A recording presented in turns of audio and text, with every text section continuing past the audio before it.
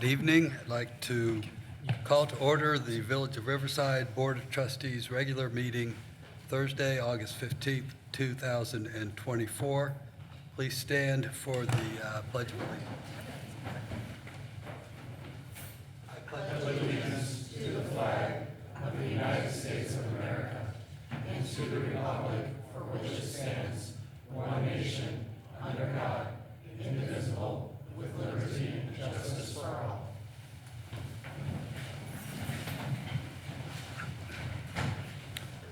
Clerk Sol, please call the roll.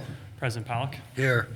Trustee Evans. Here. Trustee Gallegos. Here. Trustee Koss. Here. Trustee Marshazga. Here. Trustee Mateo. Here. Manager Francis. Here. Also present Clerk Sol. And Yeah, so we have one trustee attending remotely, so to allow her to attend, there needs to be a motion to allow her to attend remotely. I'll make a motion. Second. All those in favor? Aye. motion is approved. Thank you, Trustee Clarity, for joining us. Present. President's report. Upcoming village meetings, August 19th. The Board of Police and Fire Commissioners are meeting at the Quincy Community Center, 43 East Quincy at 7 p.m. August 26th, the Parks and Recreation Board will meet at Quincy Community Center at 7 p.m. August 28th, the Planning and Zoning Commission will meet at Township Hall in this room, 27 Riverside Road at 7 p.m. September 5th, the Village Board is our next meeting of the Village Board. Upcoming events, join us for the last concert of our summer series, which is tomorrow night, August 16th, at Big Ballpark from 7 to 9 p.m., featuring Johnny Wrestler and the Beach Bum Band. Corey's Triathlon is Saturday morning at 7:30 a.m. Thank you to the Riverside Swim Club and our sponsors, the Corey Sickich Foundation. Corey Sickich was a Riverside resident who lost her battle with an eating disorder, and this event is held annually to promote wellness and positive body image for children and adults. This year we have almost 90 participants, up from 78 last year, and our highest total since 2017. So we look forward to that event. And the farmers market continues every Wednesday from 2:30 p.m. to 7 p.m. at Centennial Park. The next ones being August 21st, 28th, and September 4th. Our next movie in the park will be August 10th at Big Ballpark.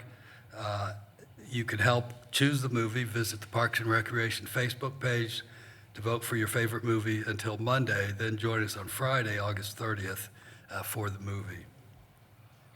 Manager's report. Manager Francis. Thank you. I have a couple of items this evening to report on. First item being the Parks and Recreation Fall Winter Program brochure will be available online the end of this month, and then registration will be open beginning Tuesday, September 3rd at 9 a.m. This brochure will include some of our very popular programs that we have during the fall seasons. Some to note are the Imagination Station Indoor Playtime, Girls Flag Football, some new nature classes, and also volleyball. The village offices will be closed on September 2nd for Labor Day. I also want to make note to residents and visitors alike that the Forest Avenue Bridge is now open. However, the contractor is finishing up work on the bridge, which may require intermittent or partial closures. So we do request that residents and visitors alike please use extreme caution as IDOT's contractor wraps up this project. The village's annual budget process for the village board will begin in September. Staff has started this process back in May.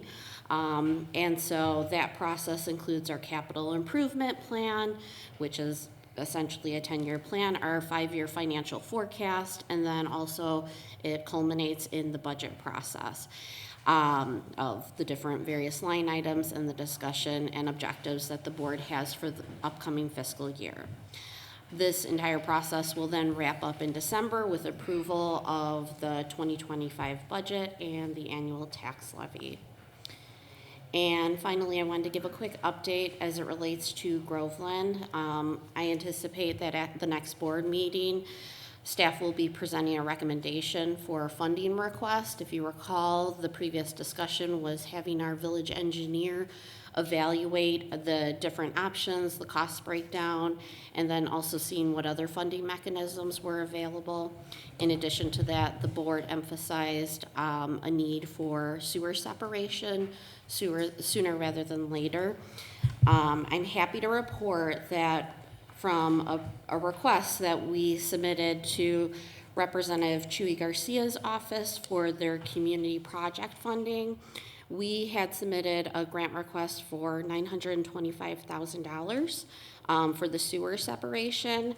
Initially, after our request was received, they decreased what they were going to be submitting to the federal government for federal appropriations to $740,000. After review at the federal level, they recommended up to $1 million for that sewer separation project.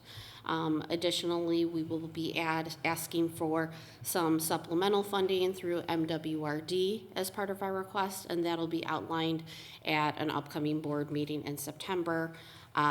So all great news. This is very prelim though, because we won't know of the final appropriation until the end of the year, and that's what we've been told. So, and that is all I have for this evening. Thank you. Resident comments on non-agenda items. This is the time that we set aside for residents to address the village board on non-agenda items. For items on the agenda, we will allow public comment on those specific topics when that item comes up for discussion and consideration. So are there any residents, anyone in the audience who would like to address the board on a non-agenda item? Yes, ma'am. My name is Dee Kate. I live at 440 Selborne. My husband is here with me today. I have a rather unpleasant topic to raise. We're seeing a lot of rats in the area.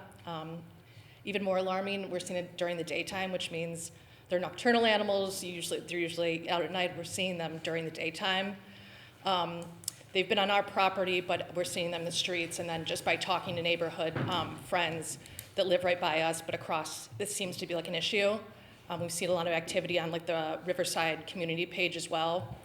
It's my understanding that the protocol is for the village to do sewer baiting when you get calls about this. And I feel very strongly that other measures need to be implemented in order to address this, because it just seems odd that we're seeing so many of them. Thank you.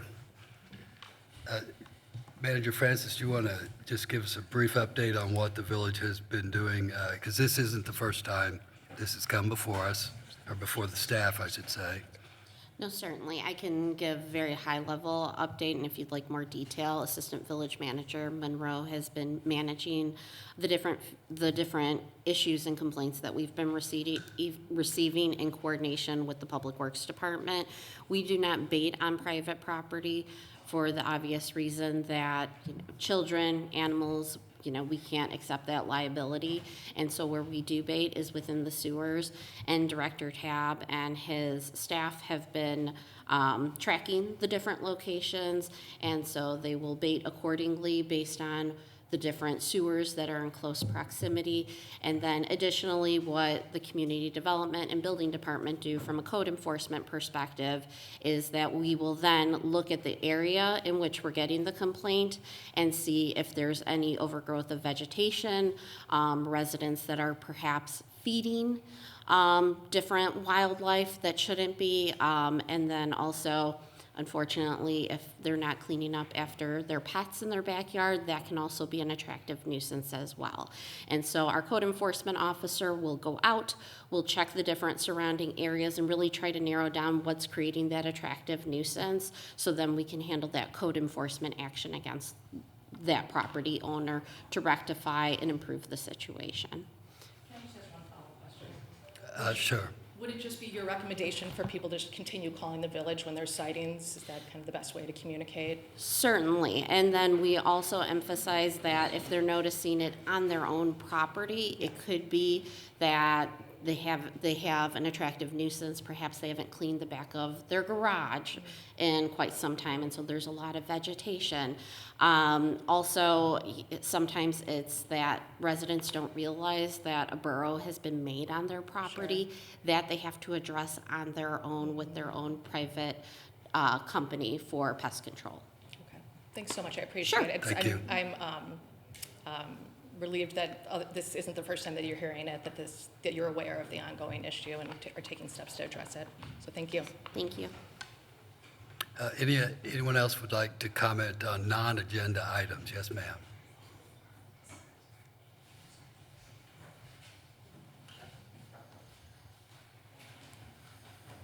Good evening. I put my concern in writing. So my name is Marta Vacek, and I live at 395 Selborne Road. My husband and I have been Riverside residents for 24 years. And I would like to address my family's difficulties living according to Riverside's parking ordinance. Recently, we got a fine regarding parking on the apron of our driveway. Until then, this ordinance was never an issue. And it is now causing us considerable problems because we own a small house with one car garage, which can not really be used as a parking space, and a very short driveway that can accommodate only one car. Given the poor quality of public transportation, almost everyone in our family needs their own car. And so we are asking for help and understanding in this situation. We need village officials to allow parking on driveway apron overnight, or to allow us to make changes to the driveway, possibility which was denied in the past. Also, we know we are not alone in this situation. Other families are facing the same problems, and many people park on their driveway apron even during day, and maybe that's why people complain, and this problem police started to enforce the ordinance. And I noticed that families park on unpaved areas, which is also not in compliance with the ordinance. Riverside has beautiful and diverse architecture, so I really hope that you won't allow small houses to be torn down just because of their small driveways. Please take our request into consideration, as we would hate to move from this beautiful town over something as trivial as parking. Thank you. Thank you. Generally, our policy in public comments is to, that you've let the board know. If you'll make sure you let staff know of your concerns, leave them your name and contact information. We got fined, and even the police officer was surprised that we got the ticket, because it was always not to, leave the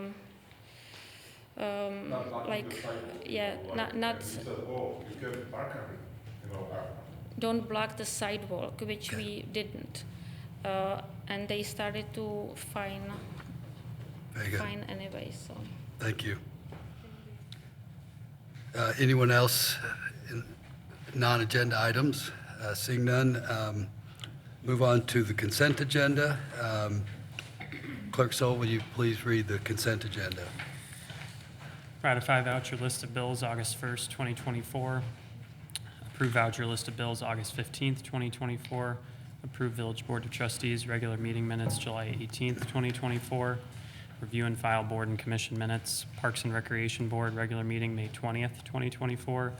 Ad hoc Sesquicentennial Planning Committee June 10th, 2024. Preservation Commission regular meeting June 13th, 2024. And Planning and Zoning Commission regular meeting June 26th, 2024. Review and file department reports, Parks and Recreation Quarterly Report, Community Development, July 2024, Public Works, July 2024, and Finance, July 2024. A resolution ratifying submittal of a grant application for Illinois Transportation Enhancement Program funds for the East Quincy Street / Riverside Road and East Avenue / Forest Avenue streetscape projects.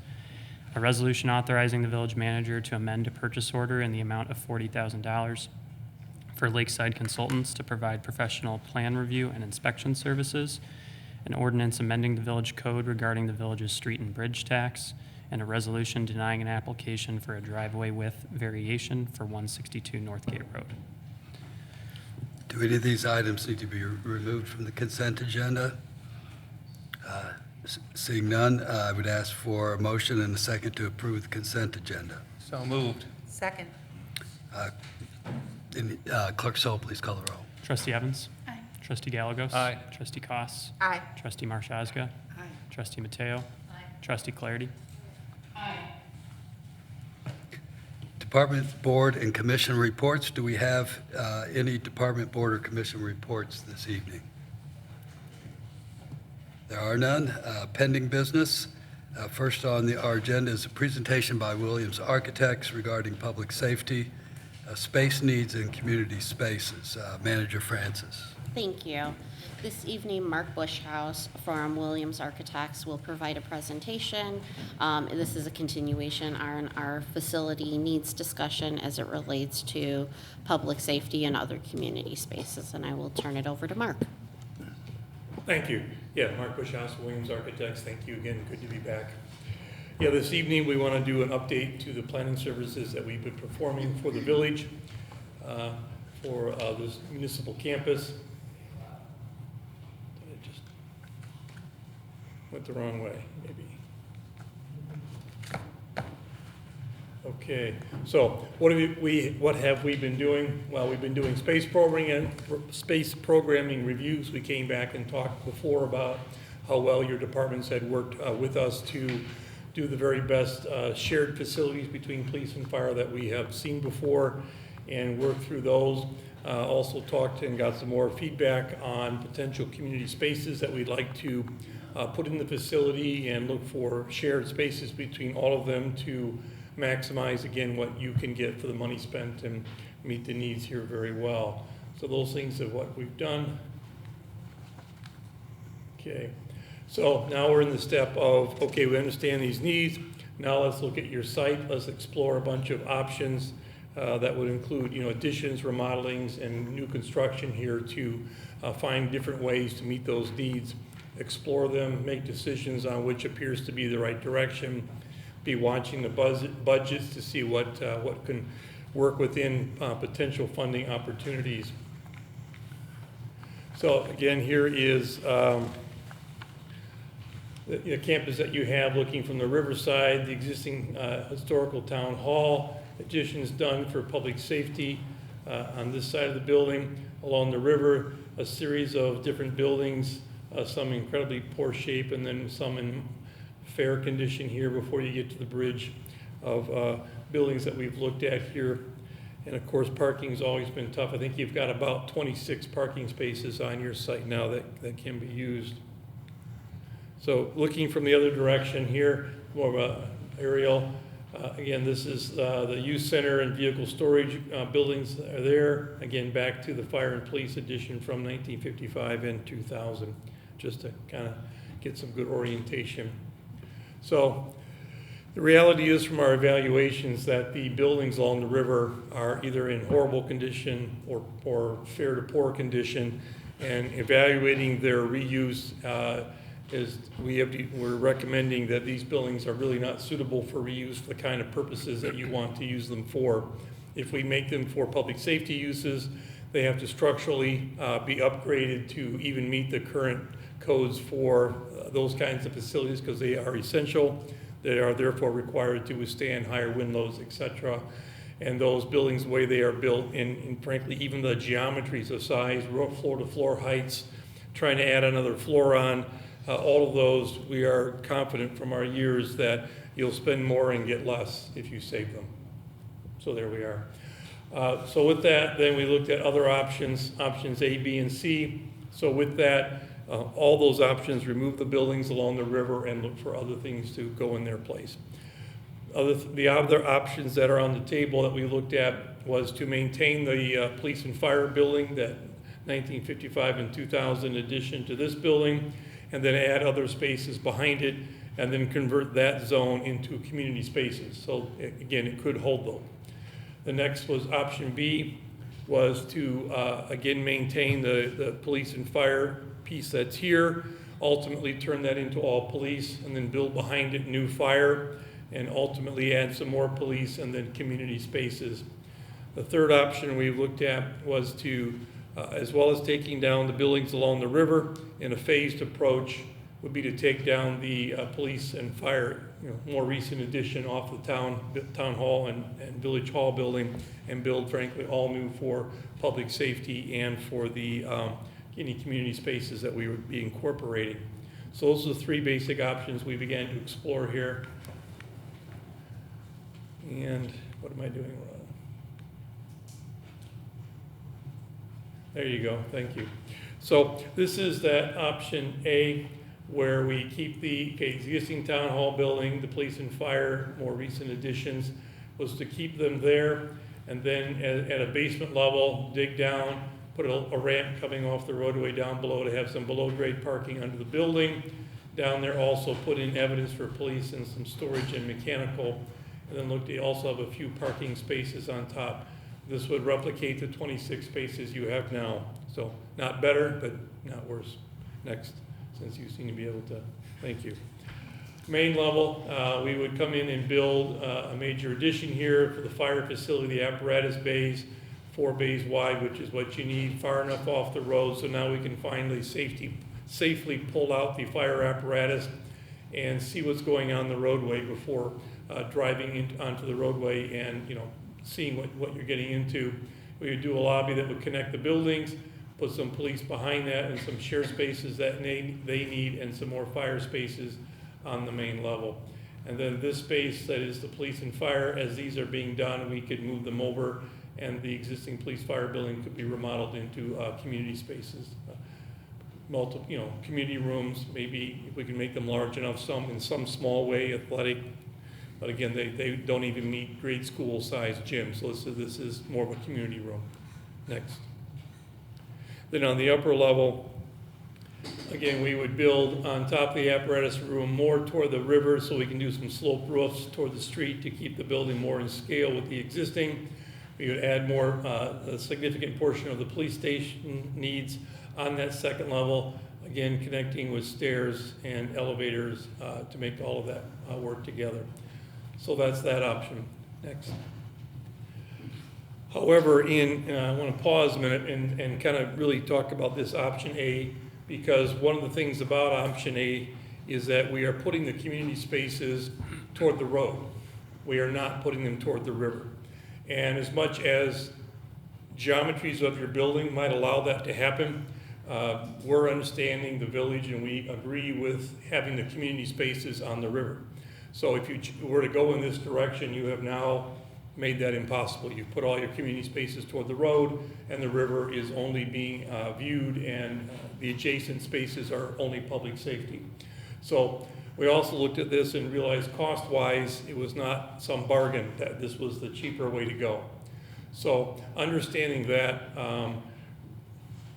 we're going to ask you to take a skeptical eye to this option as we move forward and keep talking tonight. So option B then is, we're going to again start below grade, and we're going to build. I think I did it that time. Yes, I did. Now it's working great.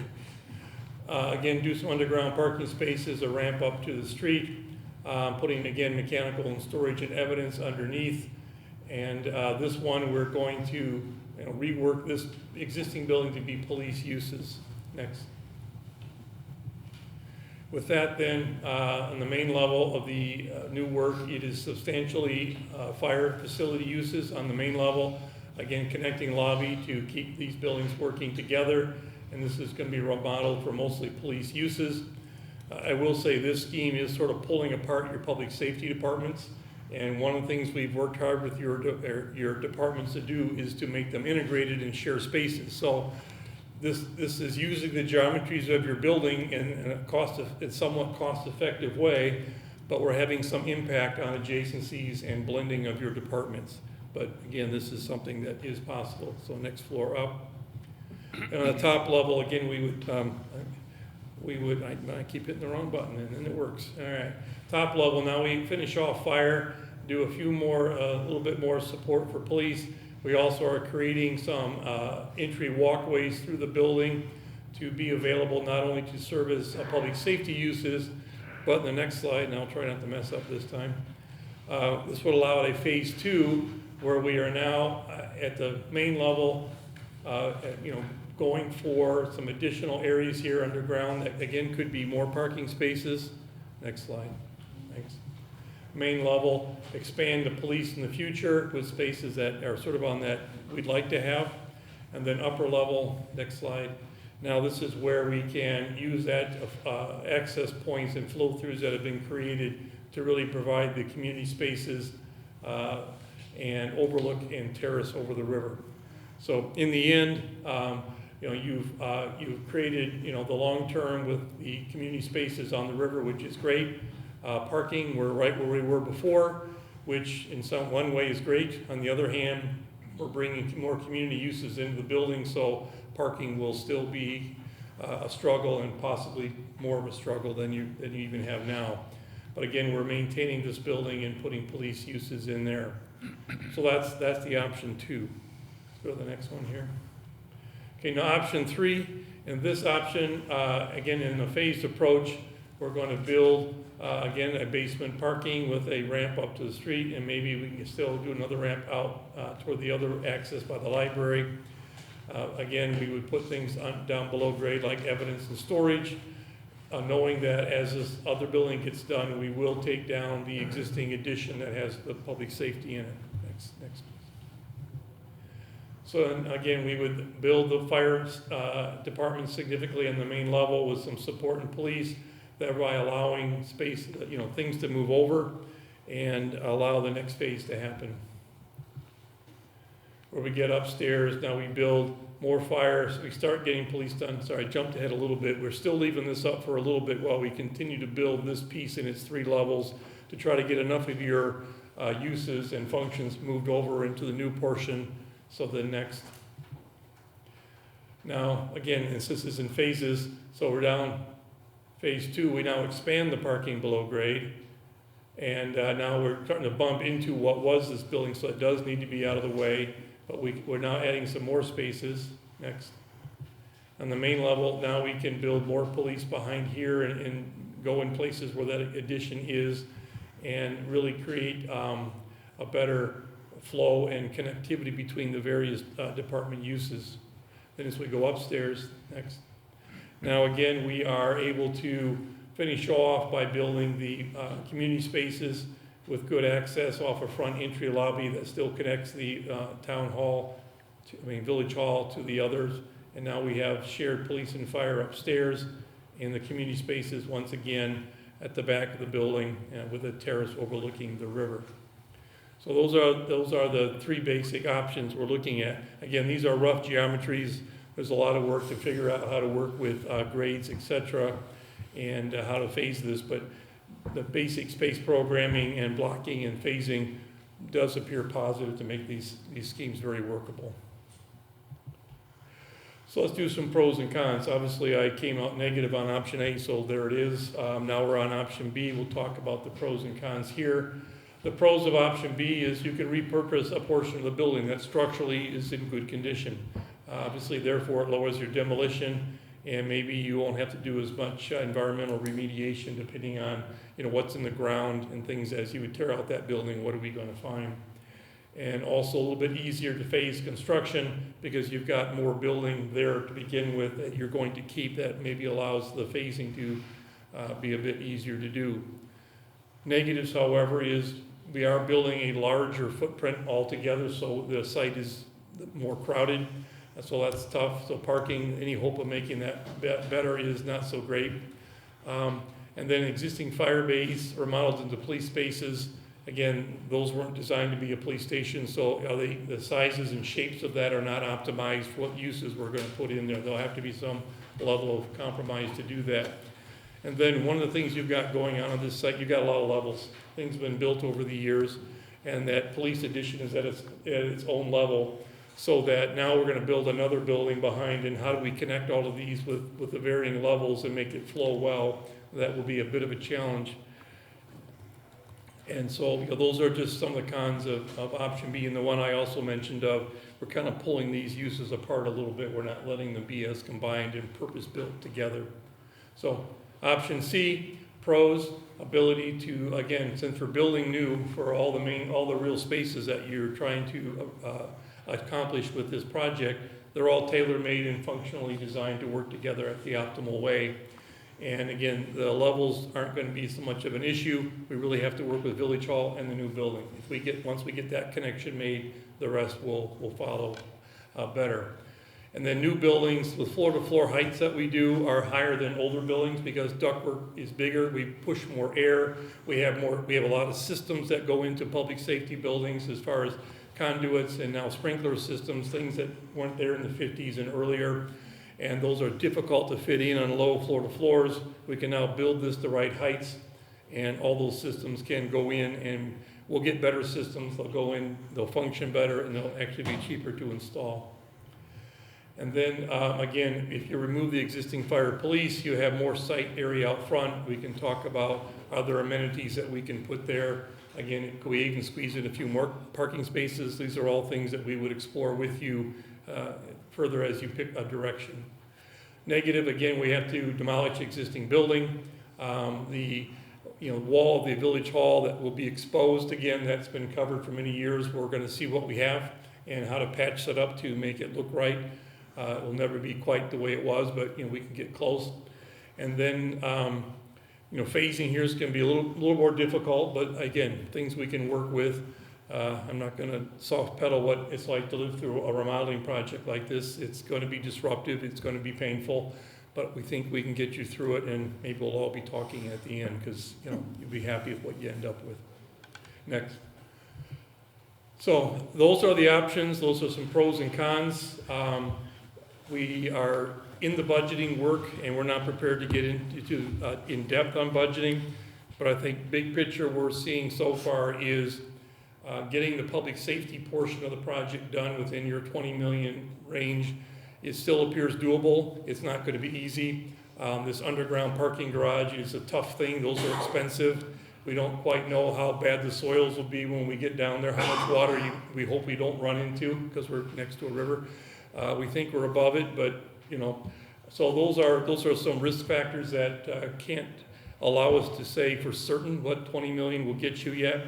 I think we are reasonably confident that adding in all the community spaces that we'd love to have in here will be very hard to fit within that budget level. And if you can't raise the budget, we're going to talk about setting up the design and phasing to allow that to happen when funding does allow, if there's not some other funding source that can be found. So that's sort of the summary of A, B, and C. And what we're hoping for this evening is if the board can discuss this, and if you can give us any direction between A, B, and C and narrow those down. Obviously, we'd love to come out with one. If that's not where we end up and you give us two, we'll do that. Please don't say all three again. That's a request. Because that's just, we feel like we're going down paths that we kind of feel aren't going to get you where you want to go. So that's the kind of things we're looking for this evening. Thank you, Mark. Any questions for Mr. Bushhouse? I have one. I think I might have missed it. The cost estimates do not include construction of the community space? At this time, it appears to us that within a $20 million budget, that funding for the community spaces, the cost would exceed that $20 million if you built them at the initial time. Okay, thank you. I said that right, yeah. I guess I have another question.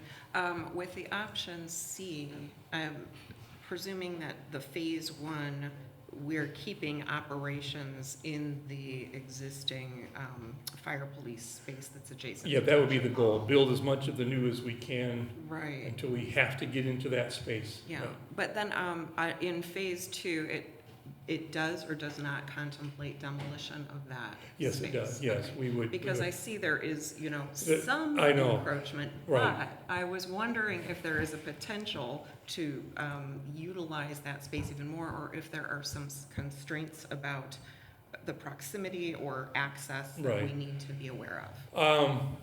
I can't rule it out. I just know we're wedging things in here that are very tight, and the ability to dig down next to an existing building and leave it operational and build what we want to build next to it will be very hard. I would say, if that's the direction we wanted to go, I would say at some point, if you pick a direction and a budget and we get into this thing, we're gonna recommend you bring in a construction manager. And these are people that understand construction and cost very, very well. And we'd love to have them on the team working for the village. And these are the kinds of things that we can talk through with them and say, okay, if we can find a way to not use that space in phase two, can you actually build what we're talking about right up against it? Or is that gonna be basically a physical impossibility to get your equipment around the building and make that construction happen? I also didn't know if there was a possibility of, because I understand the concerns about parking and spaces, whether it would be possible to do some sort of cantilevered situation over surface parking where a building is, An upper level parking. Mhm. I don't mean upper level parking. right, I right. mean building that cantilevers out over surface Oh, parking. I see, If- cantilevers, yes. Right, if the You're right. subgrade parking is an issue. Right. Again, something to explore. The front zone there is not a lot. And we need a big chunk of it for the fire vehicles to be able to come and go. And so in some of these schemes, there is a little bit left, especially if you take down the existing police and fire building. Like I said, instead of the flagpoles and some of the site amenities, maybe we could get a little parking on surface there. And if we can, exploring building over to something we could do. The only caution I would put on that is you have a very distinct architecture of your building right now. And to have an overhang structure with parking underneath, we'd have to be very careful how that looked. We'd probably have to wall it in so you wouldn't look like parking. So, good ideas. And if that was a way to help us not use the basement parking, great, but so far that basement has been a big chunk of the parking solution each time that we've been trying to figure that out. I won't bring up the green space next door, other side of the bridge, because I know that's third rail. Any other questions for Mark? Since it's all, fictitious right now, and we're not talking real money at this point, is the only 3 floors, was that aesthetic? Was that because we gave you a price tag, or? I think 3 floors to us is functionally works. Okay, A 4th level, again, height-wise, I think we're gonna have real difficulties making that building work with your existing. It's gonna start turning into something that's gonna be difficult for everyone to look at and say, that looks good for our town. Also begins to split your department functions on more and more levels. If you had a very large footprint, stacking a building, a good deal makes some sense. But police and fire don't love being on a lot of levels. Okay. And I feel like we've pushed it about as far as we want to keep it all very functional. okay. Any other questions? If not, Mr. Bushhouse will stick around as we discuss this, but we're looking for direction, if the board is ready to provide direction on which of the 3 options to have them proceed with to the next step. I have a question. So was the RTV space is there our Riverside TV space, was it in both B and C? I think ultimately in the build-out, yes, I think one of the schemes kind of put it into phase 2. I'll say this much, I know if you need it in phase 1, we'll figure out how to get it in the earlier phases. It's not a large space. Yeah, it's fine if whatever phase it's in. I just didn't see it in one. Sometimes it's And not B. always mentioned. I Okay. think one scheme kind of called out where we thought it could go, but other schemes it was blended in. Square footages are all comparable between them. Right, and also, this may be a dumb question, but is it safe to assume that any future investment in police and fire trucks, they're much larger, and where those measurements, Yes, okay. one of the things we specialize is fire stations, and the apparatus bay sizes that we have programmed in these new buildings will allow you to buy the biggest fire trucks that are out there. And the height of those overhead doors are 14 feet, which one complies with semi-truck requirements and public safety requirements by the federal government, and two, a lot of bridges are about 14 feet. So there's a lot of reasons why fire trucks probably won't go over 14 feet. One, they'll hit bridges, and two, they'll be out of bounds with the rules. So we're very confident the door sizes and bay sizes will accommodate the vehicles that you could buy for a very long time. okay, thank you. Sure. With the option C, with the second floor community space in phase 2, is it contemplated that the phase 1, wait a minute, is that phase 1? No. Yes, it is phase 1. That the phase 1 main level shared space is also going to be welcoming and accommodating for the community, such that when phase 2 comes in and that space Right. is built, that the community doesn't feel like they're walking into a police fire facility. They feel like they're walking into Right. a welcoming community space. Those are things we can do. I think that's going to depend on direction from the board. If the board says you want us to absolutely design this building to allow that final phase to happen with the community centers, then we will design it so that those kind of goals are accomplished. If the board said we don't see a path in the future to building the community spaces, then, don't design to really make that a real possibility. Then, of course, we'll follow the board's guidance on whichever path they would choose for us.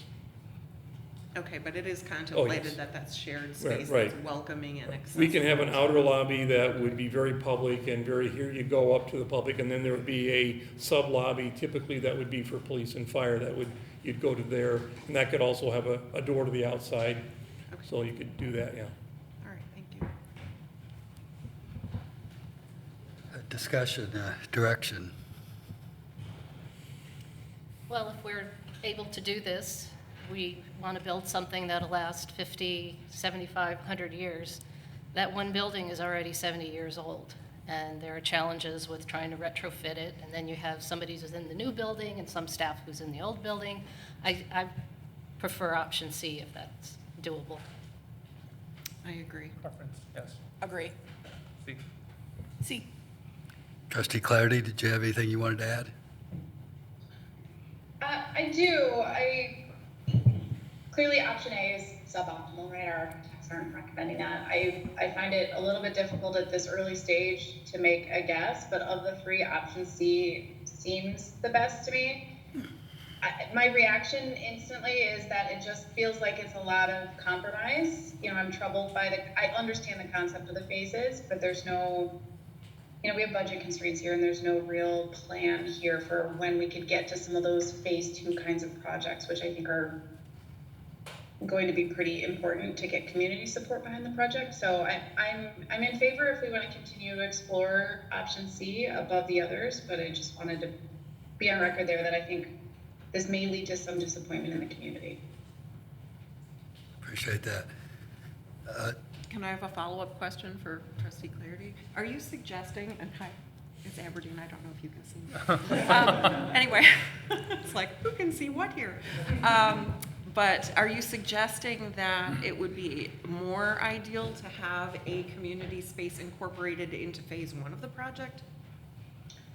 I am, but I'm also not an architect, right? I do understand the limitations of time, space, and budgets, and as a trustee, I'm not an architect, I'm not a space planner, so I don't want to minimize the difficulty of the problem.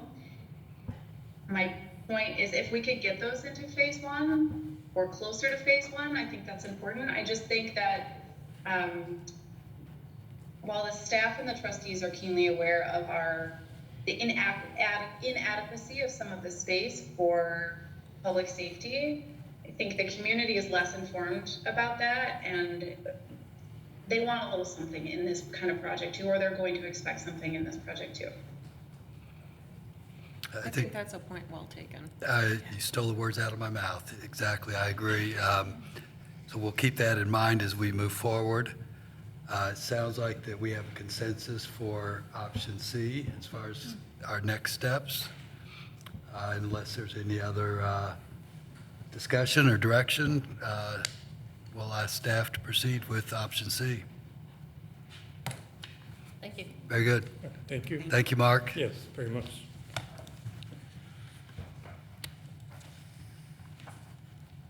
Let's see, where are we? Go to the next page. One page behind. Yeah. The next item on our agenda is a resolution approving an ADA accommodation relating to driveway width for 162 Northgate Road.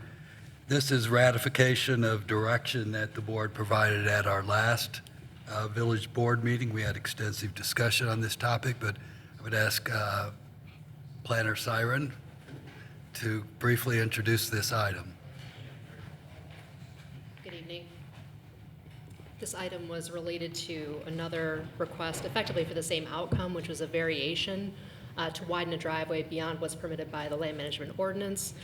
The variation was recommended to be denied by the board, but the board did recommend approving the ADA, Americans with Disabilities Act accommodation for a family member of the property owner who needed the accommodation of having the extra width of the driveway.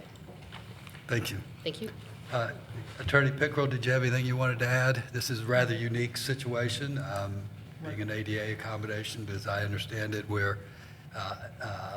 we want and are obligated to accommodate people with disabilities, and this is the least manner of doing that in this situation. That's correct. The Americans with Disabilities Act requires that the village reasonably accommodate its zoning rules to allow people with disabilities to use their property in as functional a way as though they did not have that disability. We only have to approve the minimum amount of a deviation. I understand the applicant has trouble with mobility and requires a stable surface. This widening of the driveway will allow the applicant to go from the driveway into the home without stepping on grass. And if the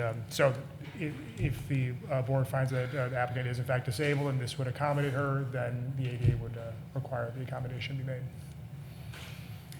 Questions or discussion for staff? Seeing none, would someone like to make a motion? I'll make that motion. Second. Motion by trustee Gallego, second by trustee Cost to approve the ordinance, or the resolution, sorry. Any further discussion? I would just like to say that I did not find that the standard was met for the establishment of a permanent disability such that it would entitle the applicant to relief for an unspecified time. Chronic is not the same as permanent, and I will therefore be voting against this. Thank you. I also, anyone in the audience who wanted to speak on this topic? Seeing none, clerks. The resolution is to, it's that they have to take the bricks up when they're moving. Yes, Yeah, okay. right. It's only for as long as the person has the disability or as long as the person is residing at that location. Then I have a question on that one then. Let's say they sell or move in December, January. It's the middle of winter. They're not going to do any landscaping at that point. How long do they have to? Our staff would work with the buyer or seller. I mean, the way this will work is, and we've done this before, is it'll get recorded against the property. So anyone who's buying the property will be notified before they close on the property, and so they'll know. if someone comes to us, it's middle of winter, and they say, give us till the spring, I'm sure we'll work something out, yeah. Reasonableness, okay. Right. Clerk Sol, please call the roll. Trustee Evans? Aye. Trustee Gallegos? Aye. Trustee Koss, Aye. Trustee Marshazga? Nay. Trustee Mateo? Aye. Trustee Clarity? Aye. The motion is approved. Next item on the agenda is update related to gateway design and signage. Before we get into that, is there anyone in the audience who was here for this topic? If not, I think I'm going to move this or skip past this for now, because I know we have people in the audience for the next agenda item, so I'd like to get to that one for their benefit. Any objections from the board to moving on to that item? 10, new business. An ordinance to approve a special use to allow a private school with up to 12 students at 53 Northgate Road. Thank you. This is an application to amend an existing special use that was granted in 2014 by the village board. At that time, the special use was granted for a private school with no more than 8 students on the property at any one time. On June 26th, the Planning and Zoning Commission heard a public hearing. The applicant presented their materials and are requesting to increase the occupancy so that no more than 12 students will be on the subject property at any one time. And that's the current enrollment in the school. The Planning and Zoning Commission voted unanimously 7-0 to recommend approval of the special use as requested with the conditions that were listed in the staff memo. I'd be happy to answer any questions for you. Thank you. Any questions for Planner Siren? Is there anyone in the audience who would like to address this topic? Hi. Good evening, and thanks. My name's Kevin Bry. I'm the attorney for the applicant whose principal, Milagros Andrews, is here. Very briefly, because it was discussed at the board meeting, but first we did want to thank Ms. Siren for her assistance, which we found very helpful in the process. And we think that it was thoroughly discussed and considered by the board, and we would urge you to accept their recommendation. Thank you. Unless you have any questions. Any questions for the applicant or for staff? Anyone else in the audience wanting to address this? See none. I guess we're looking for a motion to I'll make a approve motion. the ordinance. Second. Motion It's a by, motion to approve. Right? motion to approve. I'll make a motion. Oh, yes, thank you. I didn't hear the word approve there, so I just be clear. Trustee on that. Evans, second Thank by you. trustee Mateo. Any discussion on the motion? If not, clerk Sol. Trustee Evans? Aye. Trustee Gallegos? Aye. Trustee Koss, Aye. Trustee Marshazga? Aye. Trustee Mateo? Aye. Trustee Clarity? Aye. Motion's approved. Next on the agenda, new business B, an ordinance granting variations, a sign variation, a special use permit, and site plan approval for the Starbuds development. Planner Siren. Thank you. I have a few notes on items that weren't necessarily addressed in the staff memo, but that come up areas of interest and questions. Regarding traffic studies generally, traffic studies for specific developments are typically required for projects that reach a specific threshold. So if you have a certain number of dwelling units that you're adding or a certain exceeding number of like peak hour trips. The purpose of a traffic study is to determine what, if any, changes should be made to accommodate the increase in traffic, and that's typically focused on supporting roads. So for example, if you have a large shopping center that's developed, it might need an additional traffic signal to support the traffic out of the site. The zoning ordinance does not require a traffic study for the site plan review application. So based on the Planning and Zoning Commission's feedback, staff asked the petitioner for information on their estimated daily customer count to try to anticipate how much traffic would be visiting the site. The petitioner stated that the existing business brings in 500 to 600 people a day, so throughout the 14 hours that they're open. The Transportation Engineer's Manual estimates that the busiest hours of the morning for a dispensary of this size would produce about 43 vehicle visits, and the busiest hour in the afternoon would produce about 77 vehicle visits. And the petitioner verified that those estimates are in line with their expectations. The property is located in the transit-oriented development subdistrict. Part of the purpose of establishing the district was to permit and encourage density through mixed-use development, but it wasn't required. So a developer could build a multi-use development, they're not required to. At the time the TOD subdistrict was developed, the PCC and Village Board considered all the uses allowed in the district and the bulk standards, which are like building height and setbacks, and determined that single-story retail uses would be allowed by right. So this type of development, while not multi-use, is allowed in the district. Regarding the location of curb cuts, just a note, IDOT would not allow a new curb cut onto Harlem Avenue for this site, so that's not an option for them. Regarding making the exit from the drive-through lane a forced right out, the village engineer did not recommend changing the physical layout of the drive-through as designed, which is, it meets the street at a 90-degree angle with a signage on the pavement and physical signs noting that it's a right out. So it is marked as a right out, but they didn't recommend making any physical changes, such as moving the left side of the curb to force an angled removal. Ethan, would you mind bringing up the focused site plan view? That one? Yeah, thank you. So I added a couple of notes to the site/landscape plan. You can see the stop bar there that's called out on the top. Yeah, thank you, Ethan. And the distance between that eastern edge of the drive-through and that stop bar is about 28 feet, to give you an idea of how much room we're working with.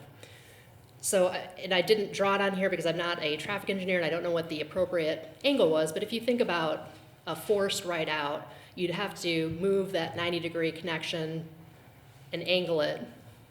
And for it to be effective, you have to make a pretty hard right. Now, effective meaning you're really discouraging people from turning left. Otherwise, you're just going to kind of pull out and take a left around it. There are two things that would result, just to keep in mind from that. One is that you're moving the easternmost connection or the easternmost edge of that drive-through closer to Harlem. So you're eating into that 28 feet. I don't know what the minimum is that's required. That could be something that the village's traffic engineer could advise on. The other issue is in making that turn, you also have to widen the exit. So right now it's at 12 feet and a half an inch. Thanks, Ethan. You'd have to widen that out a bit just because of the curve motion that vehicles would have to make. So you're kind of eating into that, as well as the angle of the drive aisle is eating into that landscape area between the drive aisle and Harlem. So just a thought and consideration. If the village board did want to recommend approval with a condition of changing that to be a forced right out, staff would recommend that the design be something that can be approved by the village engineer for safety purposes. Just make sure that you're not getting too close to that intersection. Regarding street parking, oh, Ethan, would you mind bringing up the whole site plan? Yep.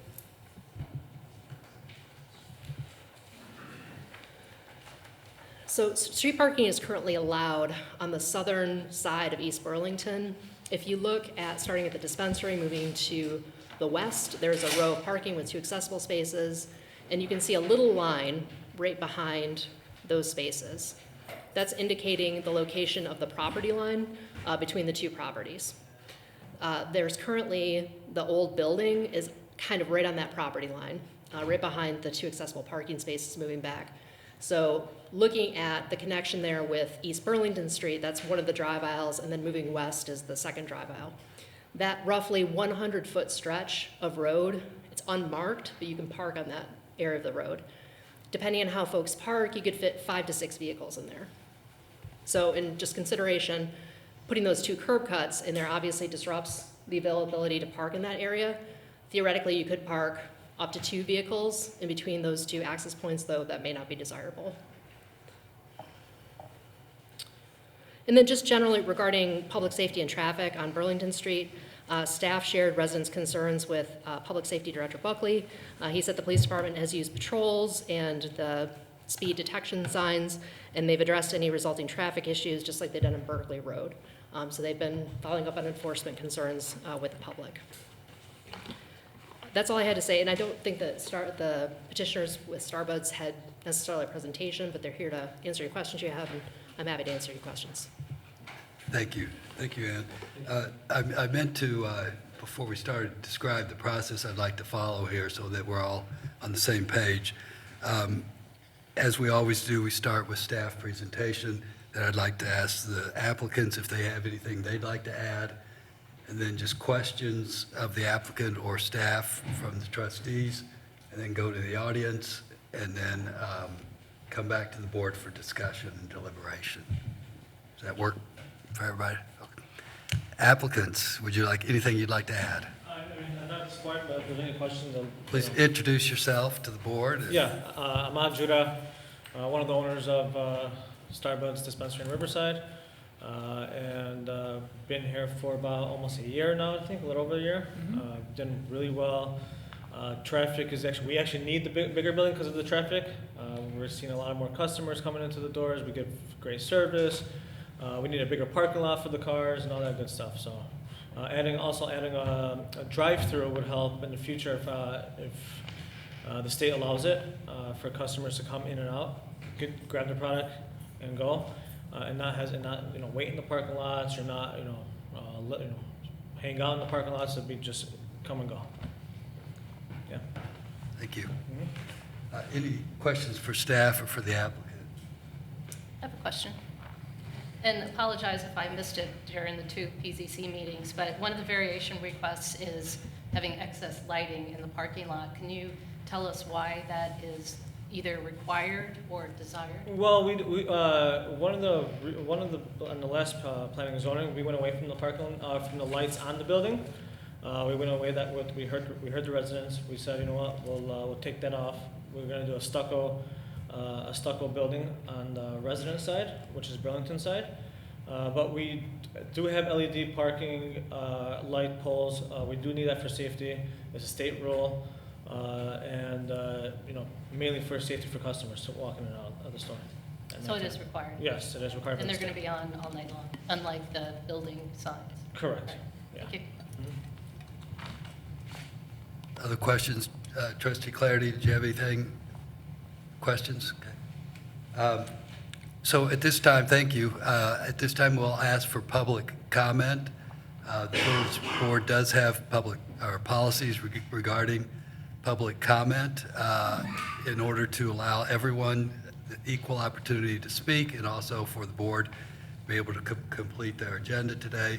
We do have limitations, but we do encourage everyone who wants to speak to speak. Could I get, just so we know and we can manage this better, could I get a show of hands from people who want to speak? So I see 1, 2, 3, 4 people. So if you could try to limit your comments to 7 or 8 minutes so that everybody has an equal chance. I also wanted to be clear, because the village board has received several emails, which are of record. Any email we get on anything on our agenda is shared with all the trustees ahead of the meeting, and they have received those. So you don't need to repeat anything you put in writing necessarily, but you certainly can if you prefer. But I do want to, and Ethan, could you show the list of? I want to make sure that everyone understands what the purview of the village board here is tonight. And I'll start by saying that cannabis dispensary is a permitted use in this location. The village went through a very public process 5 years ago when the state of Illinois made cannabis a legal product. We went through a public hearing process, and the community, through its planning and zoning commission and through the village board, decided that cannabis dispensaries would be permitted in the B1 districts. This is a B1 district. So we're not here to discuss whether or not cannabis dispensary is permitted here or not. It is. But what we are here to discuss are the variations listed on the board right there. The landscape medians, had to do landscaping, driveway widths, et cetera. You can see those for yourself. As well as a special use for the drive-through to decide whether the drive-through in and of itself will impact traffic or circulation.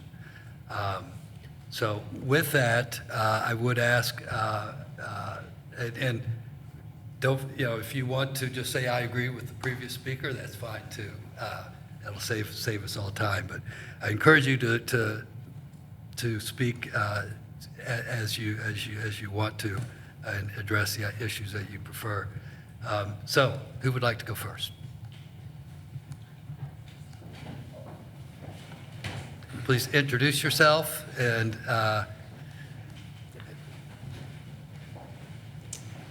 Good evening, trustees. My name is Allison Costanzo. I live at 191 East Burlington. I appreciate the emails that I have received back from the village trustees. I'd like to begin by acknowledging the challenges the village of Riverside faces in balancing economic growth with its concerns of its residents. I have no objection to Starbuds, marijuana, or any development that replaces an empty parking lot and generates revenue for the village. However, I do take issue with the fact that there have been concerns raised by the current residents near the current location of Starbuds that were brought to this village board, and there were, as someone said, a trustee, calming measures taken to reduce traffic. So there was an awareness that there would be traffic concerns on already one of the very few straight streets in Riverside, and we already have there, as the police did say, that there are traffic concerns already. So when Starbucks decided to move to the intersection of Harlem and Burlington, these factors should have been carefully considered, and strategies to mitigate traffic problems should have been integrated into their site plan, not just limited to putting up a sign. I understand that increased traffic is inevitable with any development, but it doesn't mean thoughtful steps shouldn't be taken to minimize its impact.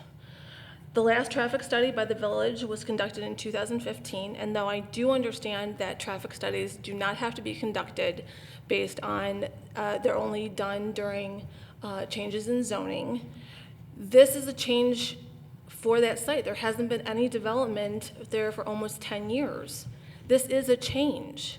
So why not do your due diligence and conduct a traffic study?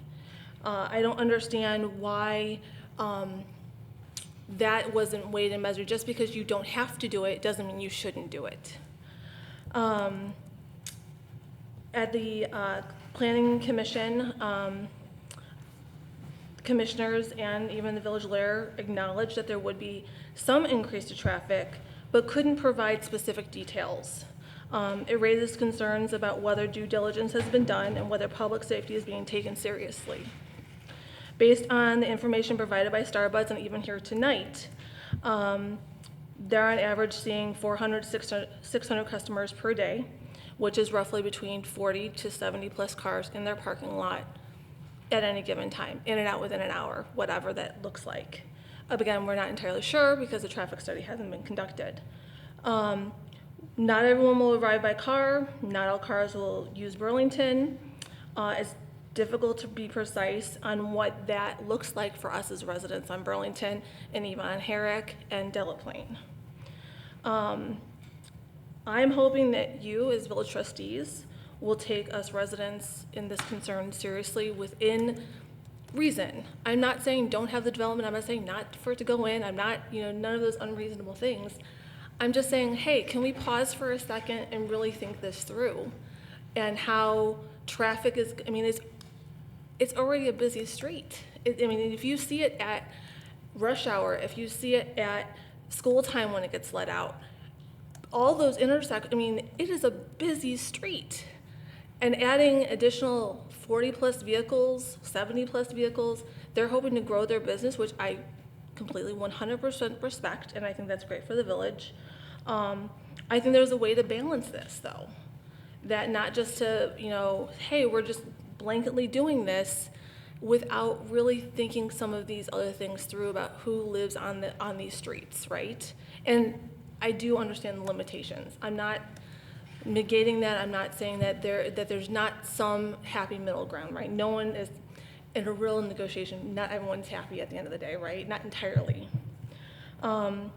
So I'm hoping that by advocating for additional reasonable measures, I hope that after hearing the rest of the public comments, the village board will go beyond merely recommending traffic calming measures and take meaningful action to address our concerns, whether it involves conducting a traffic study, adjusting the flow of customer traffic, or implementing other measures.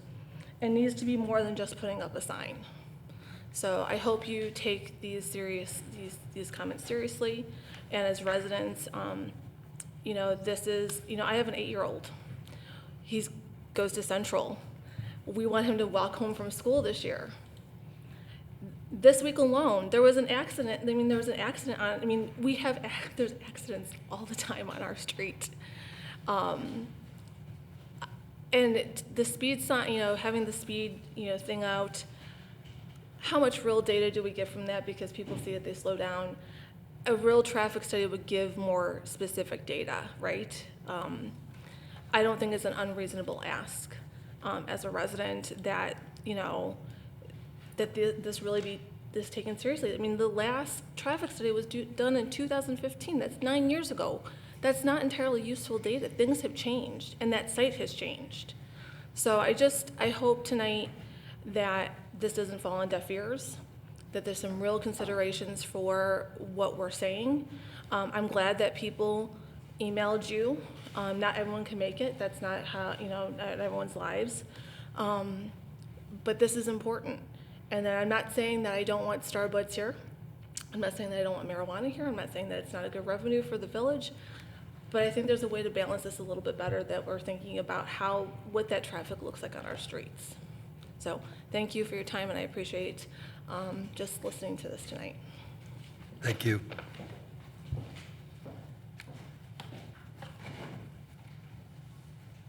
Hi, Andrew Tribut here. So I do want to reiterate what some of the comments that Allison said, some of the things I said in the packet. That way people listening or viewing the video will also get a little bit insight to what I'm about to say. For those of you that don't live on Burlington Street, you probably don't realize the impact of traffic down Burlington Street going at 35, 45, 50, 60 miles an hour.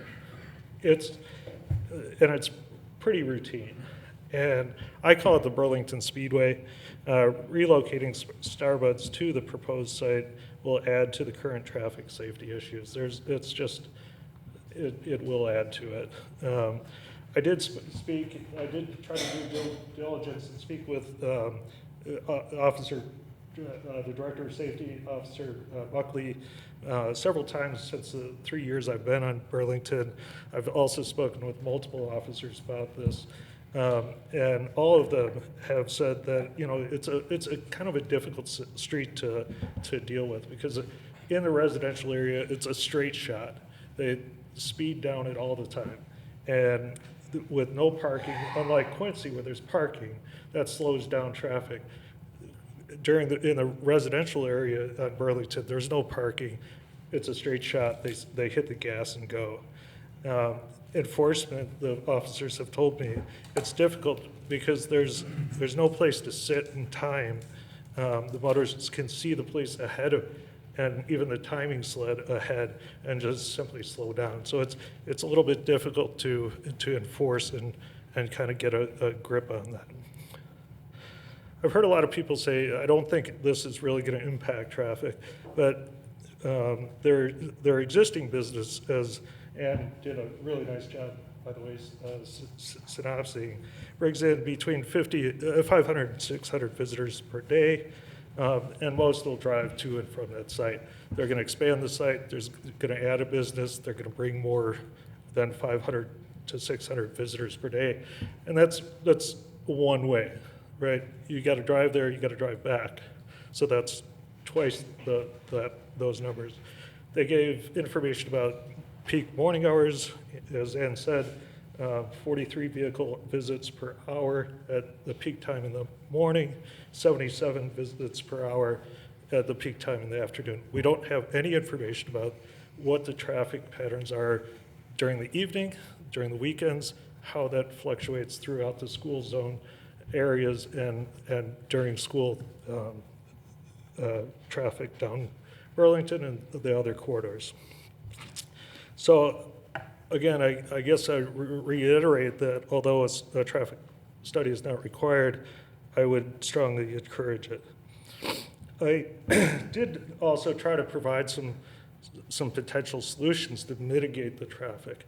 So in the email I sent you guys, sent you all, I think I mentioned that one option would be to hardscape cement curb cutouts, forcing exits from their property to turn right on towards Harlem.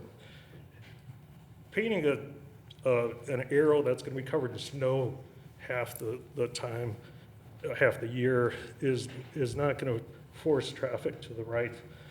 I understand that it's going to be a hard right. That's going to be a hard right no matter whether it's a forced thing or not. And looking at the packets that were given to you, you can move that. Sir, please address the board. Oh, sorry. You can move the cutout a little towards Harlem, was my understanding, but I'm not a traffic engineer. I also suggest possibly hardscaping the curb cutout, forcing entry via a left-hand turnoff Burlington. Just hardscaping the exits alone would mitigate the traffic in half from going down Burlington and other streets in Riverside. And when I brought this up, the Planning and Zoning Committee, Mr. Gould on the applicant's behalf said that, well, they didn't like it because the village engineer already approved the existing design. But these guys said that they want to be good neighbors and community with the village. They said 72% of the applicant's business traffic is from Riverside residents. So most of the traffic is through Riverside. And the reality is designs can change. We can change those designs. So even if an existing design was approved, it can change to accommodate the residents and mitigate some of the issues.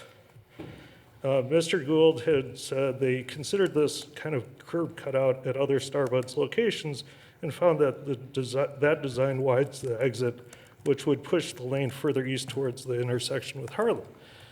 Well, just if necessary, just widen it the other direction away from Harlem, and the problem solved. Regarding, Mr. Gould also said regarding forcing traffic to come to the site from Harlem or leave towards Harlem, it would be detrimental to the business to limit customers' access to the business. It doesn't limit anyone's access to their site. It mitigates traffic flow and improves safety because it can prevent those from turning left across the existing East Burlington left turn lane at that corner. If Riverside residents want to visit, cement curb cutouts do not impede their ability to travel to or from that property. Walgreens and Lions has it, Novy's Beef and Berwyn has it. They run successful businesses with hardscape curb cutouts. I'll tell you from personal experience, a hardscaped curb cutout never stood between me and an Italian beef sandwich. So at very least, the proposed hardscaping would reduce the likelihood of increased traffic on the Burlington Speedway, and I hope you'll consider that here. I want to bring up one other point. And just looking at the drive-through exit, I'm not a traffic engineer, but coming out of that exit, it seems that it's going to be hard for drivers to look to the left. And I've seen not only the hardscaping, but also at Novy's Beef in Berwyn, I go there too many times, they have an actual gate that flips up, allowing traffic to go out, but they have a little flashing light to alert residents walking along the sidewalk, and they have a little beep so that people either biking or walking along that sidewalk are aware that there's traffic coming. And I don't know what could be done, but I do get concerned that, somebody pulling out of that drive-through might accidentally miss a resident or somebody not anybody walking by that area. So maybe those other mitigation opportunities could be considered. I want to thank you again for listening, and I hope that concerns will be taken seriously. Thank you. Thank you.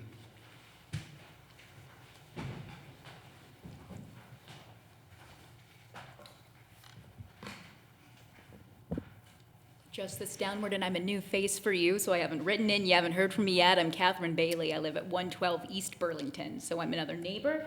I've heard my neighbors speak, and I understand that for Starbuds, this is another location. I have zero issue with their business. I know they've got a location in Riverside already, but I echo my neighbors' concerns about traffic safety, and frankly, myself, about the character of the district and surrounding areas. And, you know, respectfully, I reviewed the materials linked on the board site, the application and what had been submitted, and I was given pause by some of the responses I saw or lack thereof. And I echo again my neighbors' concerns about making sure that we're really doing thorough consideration here, which I trust, of course, to everyone on this board. But to draw your attention, I mean, I am looking at the omnibus variations application, and there's simply no answer to 5. It's blank about whether the granting of variations will not be detrimental to public welfare or injurious. We've got one word, no, to questions about the granting of the variation altering the essential character of the neighborhood, our neighborhood, Burlington, and Riverside at large, trustees, I'd remind everybody, and also the proposed variation not substantially, for example, increasing congestion on streets.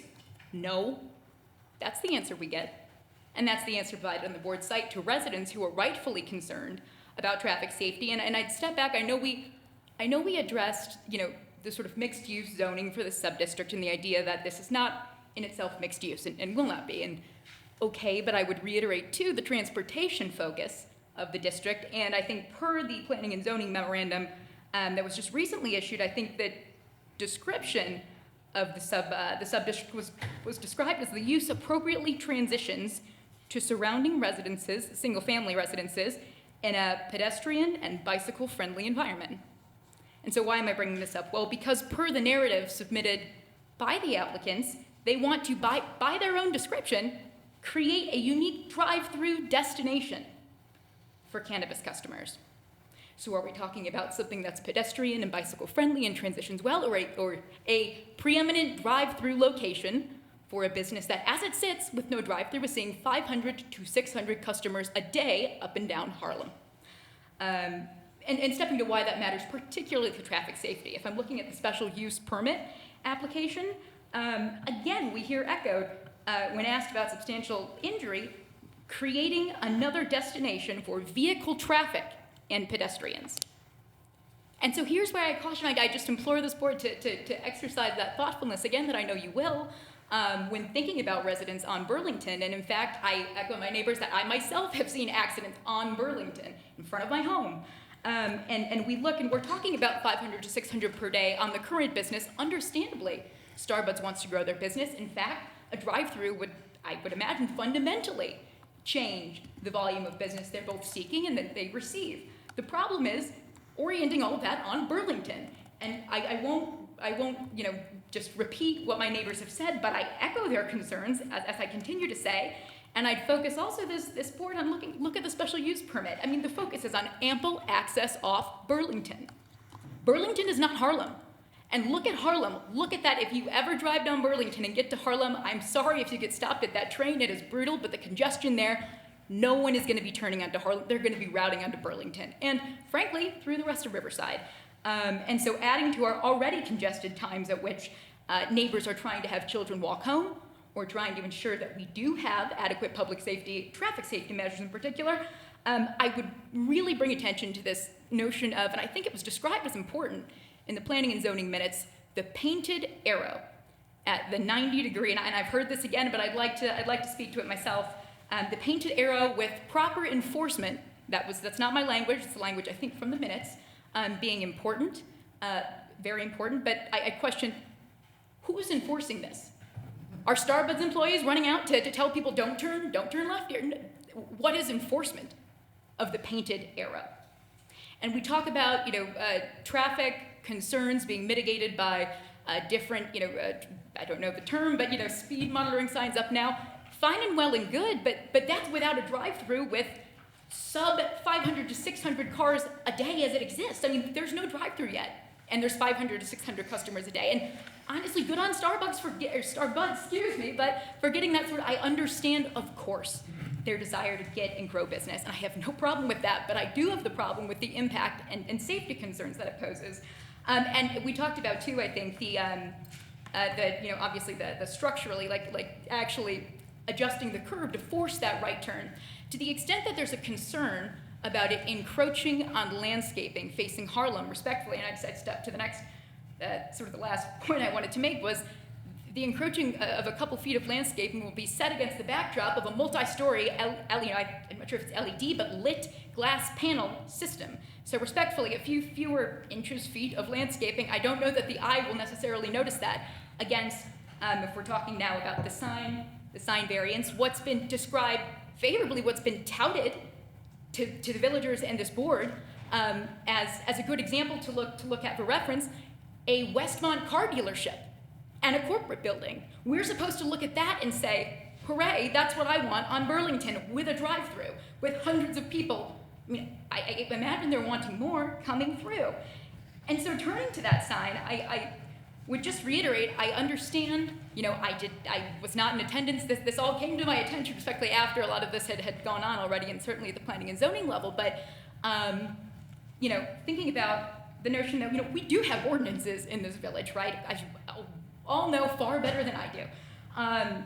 But a glass panel wall is a prohibitive material, and I understand that we can interpret the ordinance in a way to allow for some discretion to be exercised there, but let's be real about why that's there and what we're trying to preserve with the character of the village itself. And so, in fact, that sign variance application, I believe, describes it as a unique visual. If the unique visual of a multi-story lit glass panel wall is what we want when people are entering Riverside to pull into the drive-thru to go down Burlington, as someone pointed out, really one of the only straight shots over to First Avenue through Forest, so be it. But as a resident who lives on Burlington, I'm not eager for that.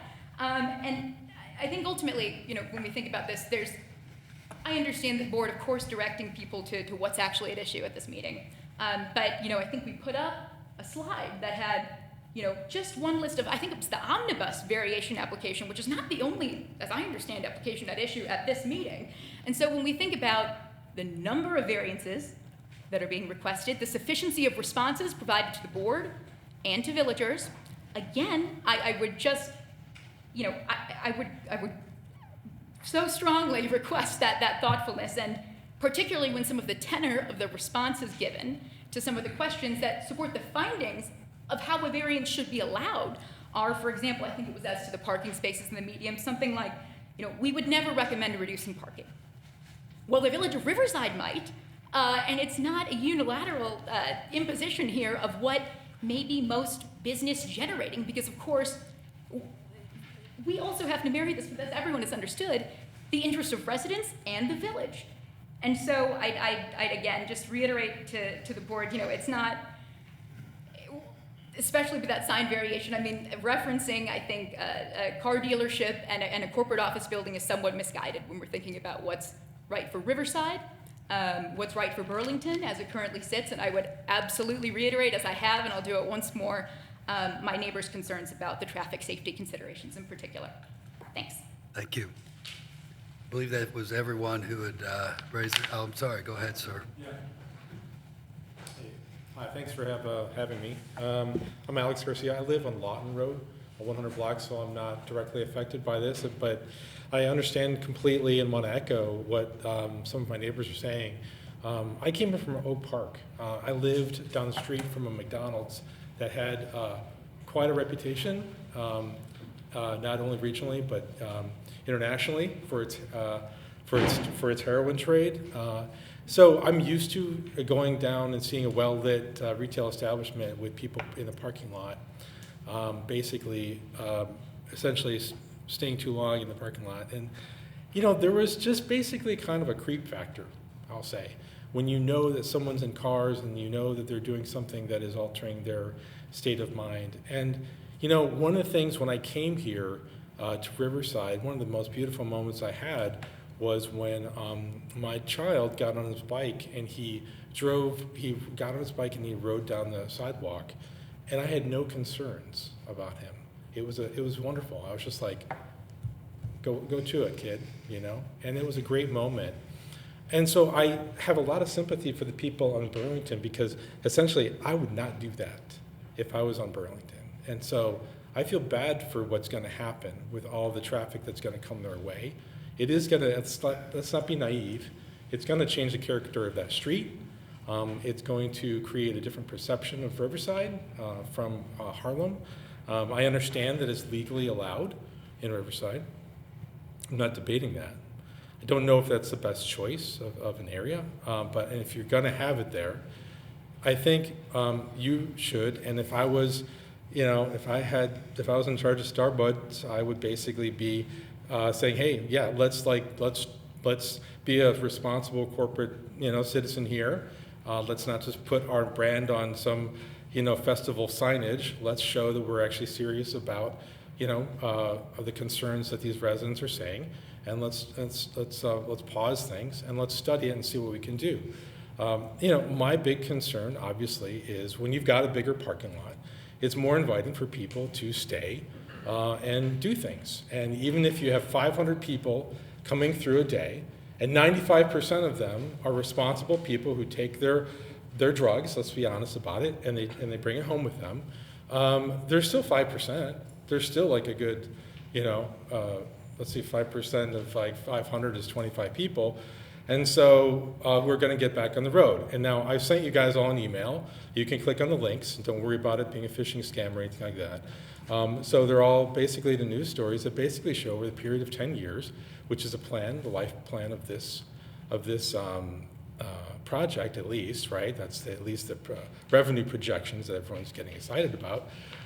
It does show that, you know, in 10 years' time, there was like almost a 500% increase in emergency room injuries due to cannabis drivers, people who are driving under the influence of cannabis. Now, when you're getting that many people in that tight area of space, that's going to create definitely a public health issue, which to me goes beyond just the concerns of, okay, this is a traffic thing, and you know, you guys got to get used to it because it's a lot of traffic. This is a different type of traffic, as I said in my email. This is a completely different character of traffic, like, you know, New Year's Eve type traffic, right? Where you don't want to go out on the road or get anywhere near people. So that's kind of my concern with why it should at least slow down and take a look at this from a public safety. Take a look at some of the other, you know, communities that have had the company set up shop in their places, and see what other experiences they've had over time, and see if that can bring to bear with some of our perspectives. So in my email, I mentioned basically the first thing, which is that the nature of the traffic is going to be different on the street, and so it definitely deserves a study through the prism of public safety. Secondly, I think the issue is it does change the character of things, and you know, we can go even further on that and talk about how it doesn't represent Riverside and everything like that. But it certainly is not something that anybody. I think if our finances were really well taken care of and were healthy before you guys came into your positions, that I don't even think that we'd be having, you know, this much enthusiasm for the project. I think because of the $20 million in unfunded pension liabilities, in addition to a lot of the maybe aging facilities that we have in the village, I think, yeah, for sure that people are going to be excited about the money. But if we had all that money, I don't think we would be looking at this, because it does definitely impact a street and also a neighborhood. Thirdly, and I'd like to hear Starbucks talk about this, but as I pointed out last month, Starbucks sued a company called Starbucks from basically using that name. And so, and if you look through the U.S. Trademark Office, I don't see Starbucks there anywhere. So, Excuse me. I didn't see that. I understand your concern. We got Yeah. that email. Yeah. The village has no purview over that issue whatsoever. I understand, but like, And it if they, doesn't impact their signage. If they have to change their name, they change their name. We issue a new sign permit. sure, So but I think if they had to change their name to a different type of a brand, I think it would affect people's. we would not have the authority to say no to that. No, I agree. I agree. You wouldn't have any authority. That's my point. You'd be in So a powerless my, position. what I'm suggesting is we don't need to discuss it. You're free That's to fine. bring it up if you'd like. Right. Go ahead and proceed if you'd like, but just know this, there's Sure. nothing we can do in that regard. Sure, but if that's you the want it. powerlessness I'm talking about, yeah. But I would like to see what, I mean, I'm very surprised that they would have that kind of thing, just based upon my experience. So I would like to see some kind of proof to show that they do have that, because I don't see it That's anywhere not else. within the village's purview to do that. Okay, it's not within purview to require it, but they could certainly offer it if they wanted to. If they wanted to, sure. Right, okay. I don't know what we'd do with it, but Well, it would be good to know. It was just another data point. thank you. Thank you so much. So I believe that was everybody this time. Did I miss anyone? I did not. So at this time, we'll go to the board for discussion and questions. I did want to address a couple of things that I thought I addressed previously, but maybe perhaps not well enough. Seems like a big issue is traffic. That seems to be everyone's number one concern. And I want to reassure everyone that we're not ignoring that issue. Number one, there's two things that you do when you do a traffic study. You look at site circulation and you look at volumes and how the volumes impact the neighborhood. In this case, they're not changing the category of land uses, so the volume is something we will address, this village will address. If there's volume issues, much like we did the Starbuds at Harlem and Long Common, there were issues with people cutting through the neighborhood. We worked, and this business worked with the neighbors to address those. If we have to put in a traffic signal, that's on us anyway, whether even if I don't think that would ever happen. But and in terms of the site circulation, our professional planning staff and our village engineer have looked at this. We have codes that dictate the width of driveways, circulation requirements, and those are intended to ensure that the property can handle the traffic. I've heard people talk about what I call a pork chop, where you direct traffic. I can tell you most village engineers I've worked with over the years will say that's a really bad idea. People ignore them, which makes it more dangerous, and they just don't work. They usually oftentimes get taken out. I mean, we've all been to Costco and watched people completely ignore that pork chop, and that's been my experience over the years too. But the main point there, though, is that our village engineer did look at that issue, that specific issue, and recommended that we not put in hardscape in the fashion that was discussed. So anyway, I just wanted to be clear about that in terms of traffic safety and what we're addressing here tonight. I apologize for taking over, but so at this time, I would like to ask the trustees for comments and questions. I just have one comment. I mean, I like the landscape they're going to have. I mean, for years, the business community has seen this as the gateway to our central business district. Chambers have had years and years of meetings about this, about having that developed, and I'm very thankful that they are willing to invest large dollars to do this and to be a good neighbor to, to the business community and residents alike. So I'm very happy with this. They listened to the residents at the last planning and zoning meeting. They had a wonderful discussion. I agree with planning and zoning. I'm in favor of this largely. Trustee Evans.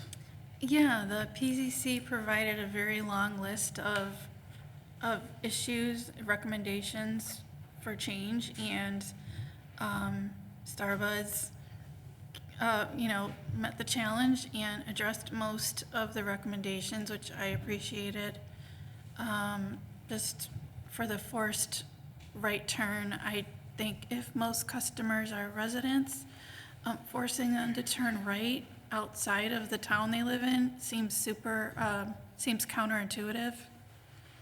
The landscaping is beautiful, and I hope that comes to fruition. I know that our experience, and I worked closely with several residents over at Bird and Berkeley, as did Chief Buckley with his maybe quarterly or monthly meetings with residents. I feel confident that we have the benefit of experience in working with residents when it comes to business-related traffic issues. I think there's options along Burlington for traffic calming. There is a stretch there without a stop sign. But I really would rather wait and see what the traffic is going to be versus arguing that the traffic's going to be terrible and therefore we should not move forward with this important project. And I'm supportive of the plan that you've put forward. Trustee. I am very appreciative of the process that the applicants went through with the PCC as well. I still struggled, and I know I've had, conversations with people because the general, in my understanding, intent of a transit-oriented development is to promote the pedestrian and cyclist access to the areas. So I realize it's a difficult location, but it is proximate to that Harlem Avenue train stop. And, to have some frontage for, people to access it from Burlington would be, nice in my opinion. I did read the materials from the PCC and understand that the preference is to have the main entrance and orientation towards Burlington, front facing with that parking area. I just feel like it could be more visually interesting and appealing to people who are coming down Harlem Avenue from the north towards Burlington to see something a little more interesting on the facade than what appears to be somewhat monolithic in my opinion and not necessarily pedestrian friendly. So you're not necessarily getting those people from that angle looking at the building to say, oh, I want to go in. Neither here nor there, because it is, not required that we have that entrance, but it just, I struggled with the fact that that was a little incongruous. I also went through a process as someone who is concerned about, environmental issues, about a drive-through and idling, vehicular idling. And how that might be at odds with, the ideal use for that, corner as a gateway. But then I also heard a lot of resident input about concerns about people doing, things that they shouldn't be doing inside their cars in a parking lot. So then it occurred to me, maybe it is better, to have a drive-through access where people, are encouraged to get the product and then be on their way immediately so that they're not staying there in vehicles potentially entering traffic, in a manner that is not desirable. So then maybe there's too much parking. See, my mind just goes everywhere. So, I mean, if it's necessary for safety sight lines to remove street parking along Burlington in front of the building, maybe something could be worked out where some of those spots could be accessible to village, parking. I don't know whether that's a possibility or not, but it might, if we're losing spots on the street due to safety and visibility, be a way to kind of offset and create a community good that would additionally come of this development. Again, I do appreciate the nice landscaping. It's definitely more attractive and appealing than the current situation. Just a little bit. But yes, I would, if you could consider, any kind of surface that looks like it might be, too monolithic or too much like the back of a building on that Burlington side, if there's an artistic panel or something else that could be done, it would be worth considering. Thank you. Anything else? Trustee Evans? I just wanted to also provide the context of it's a business district. It's not really a residential area, though I know that houses are maybe within 2 blocks of the building, which is a lot further than where it is now, which is a very dense residential area. So I hope that that distance creates more of a buffer. But I think the biggest complaint is that people smoke in their cars and the smell is bothersome. And add something from a legal perspective on that. First, there's no consumption on site, and I'm sure you're well aware of that. So you'll be, your point is well taken, Trustee Evans. I think one of the things to remember here is that this is a business district. This is a permitted use. Starbucks could locate there with no zoning relief whatsoever if they wanted to. So when we talk about the impacts on traffic and the other items raised by the public, you should do so in terms of the variances that are being requested, not the location of the property there, but the variances, and do those have an impact on traffic? I would only add to that for traffic concerns. So if we make a decision, either approving or denying this zoning relief, our judgment is reviewed in terms of rationality, and courts, although it is appropriate to review traffic impacts, that's usually accorded the lowest level of review, because courts, the general opinion is that all development has traffic impacts. And so what the question is not, is there a traffic impact, because there necessarily will be. The question is, does the zoning relief being requested create an unusual traffic impact? And so that, just to make sure to frame your view of this. So is there something about, you can look at through the various variations being requested, which query whether they relate to traffic, the site plan, various others.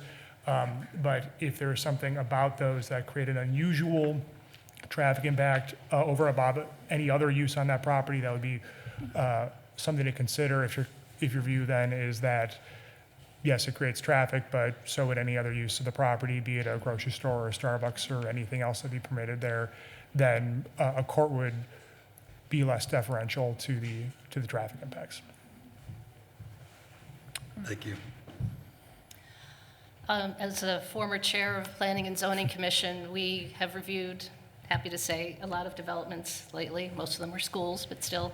And it's very typical for the public hearing for the variation request or the special use to be continued to 1 or more meetings, in this case, wrapped up in 2, which is great. But there's a benefit to that. The commissioners make suggestions, ask questions, and then the petitioner comes back with a better, typically always with a much better proposal. So that is a benefit, and it's repeated opportunities for our neighbors to opine and to, maybe they didn't know about it for the first meeting, but they're able to come to the second meeting. So, it might seem like a drawn out process, but it functioned very well in this case, and I think the accommodations you've made were very, very nice. Trustee Clarity, I saw you raise your hand. I'll just comment to say I appreciate very much all of the engagement on this issue. For people who came to visit us tonight and all the emails we got. I did personally receive several emails, both sort of for and against the proposal.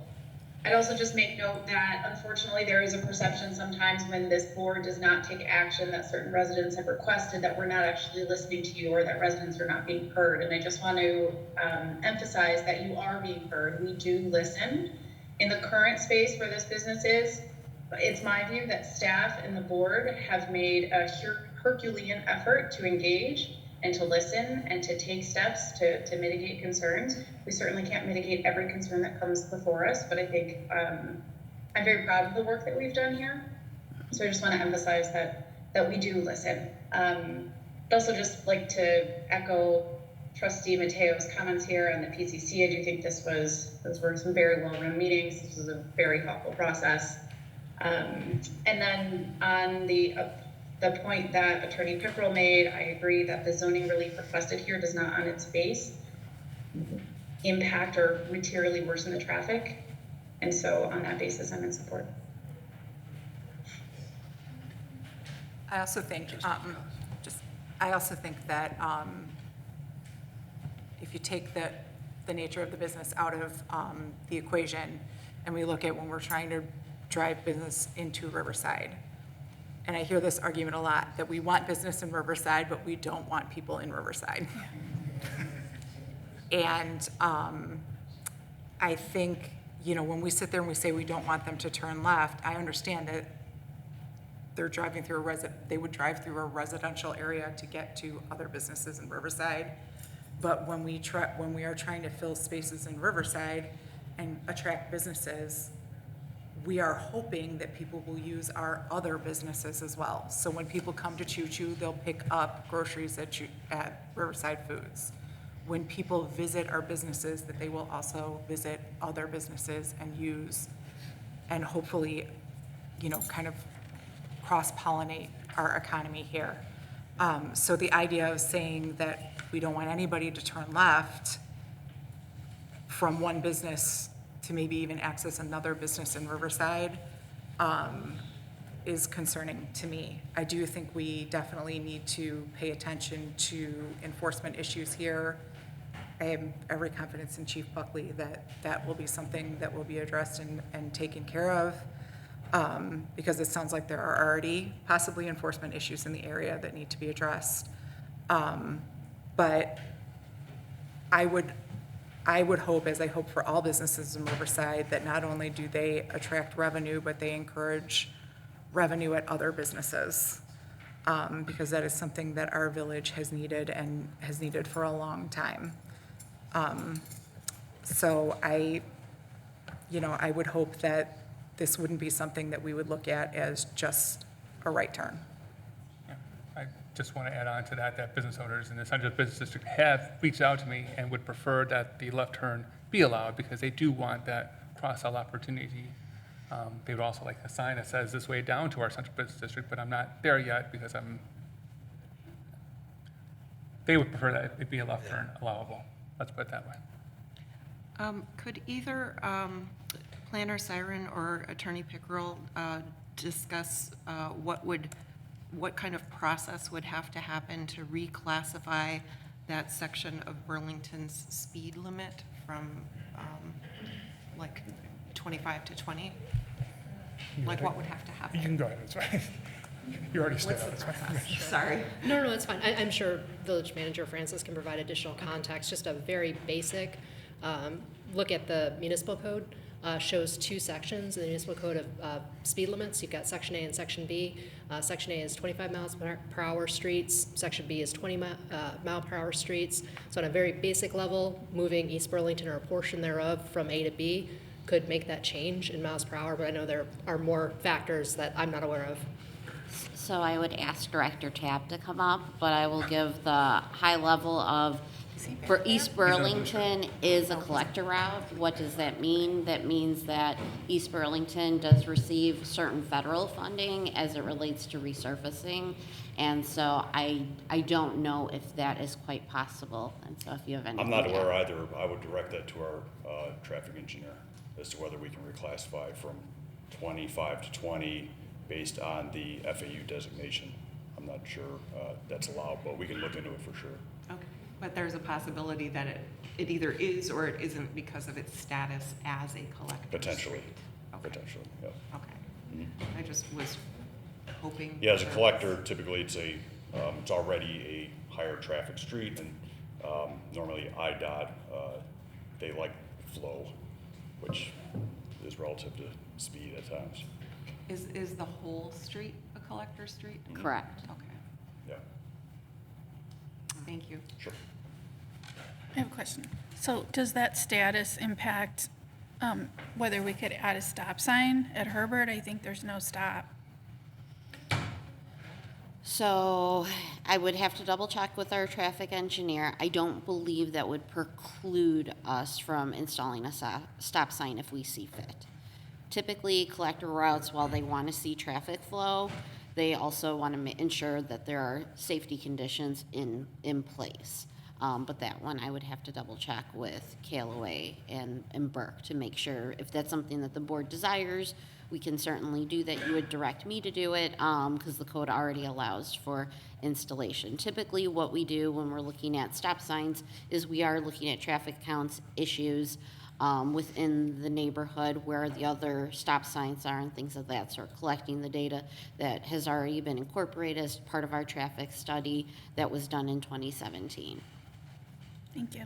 So just to clarify, are you saying that the traffic study would have to be updated before we could do that? To install a stop sign? Yeah.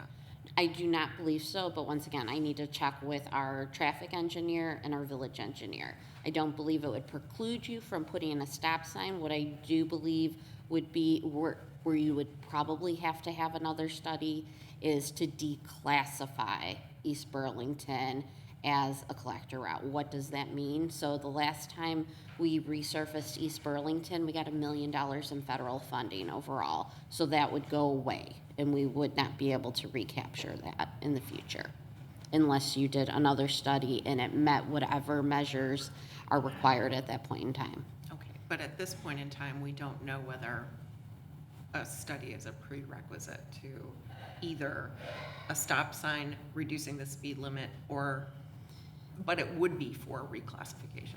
It would be if Okay, but not my for the other recollection. two measures. To reduce the speed, I don't believe, you'd have to declassify.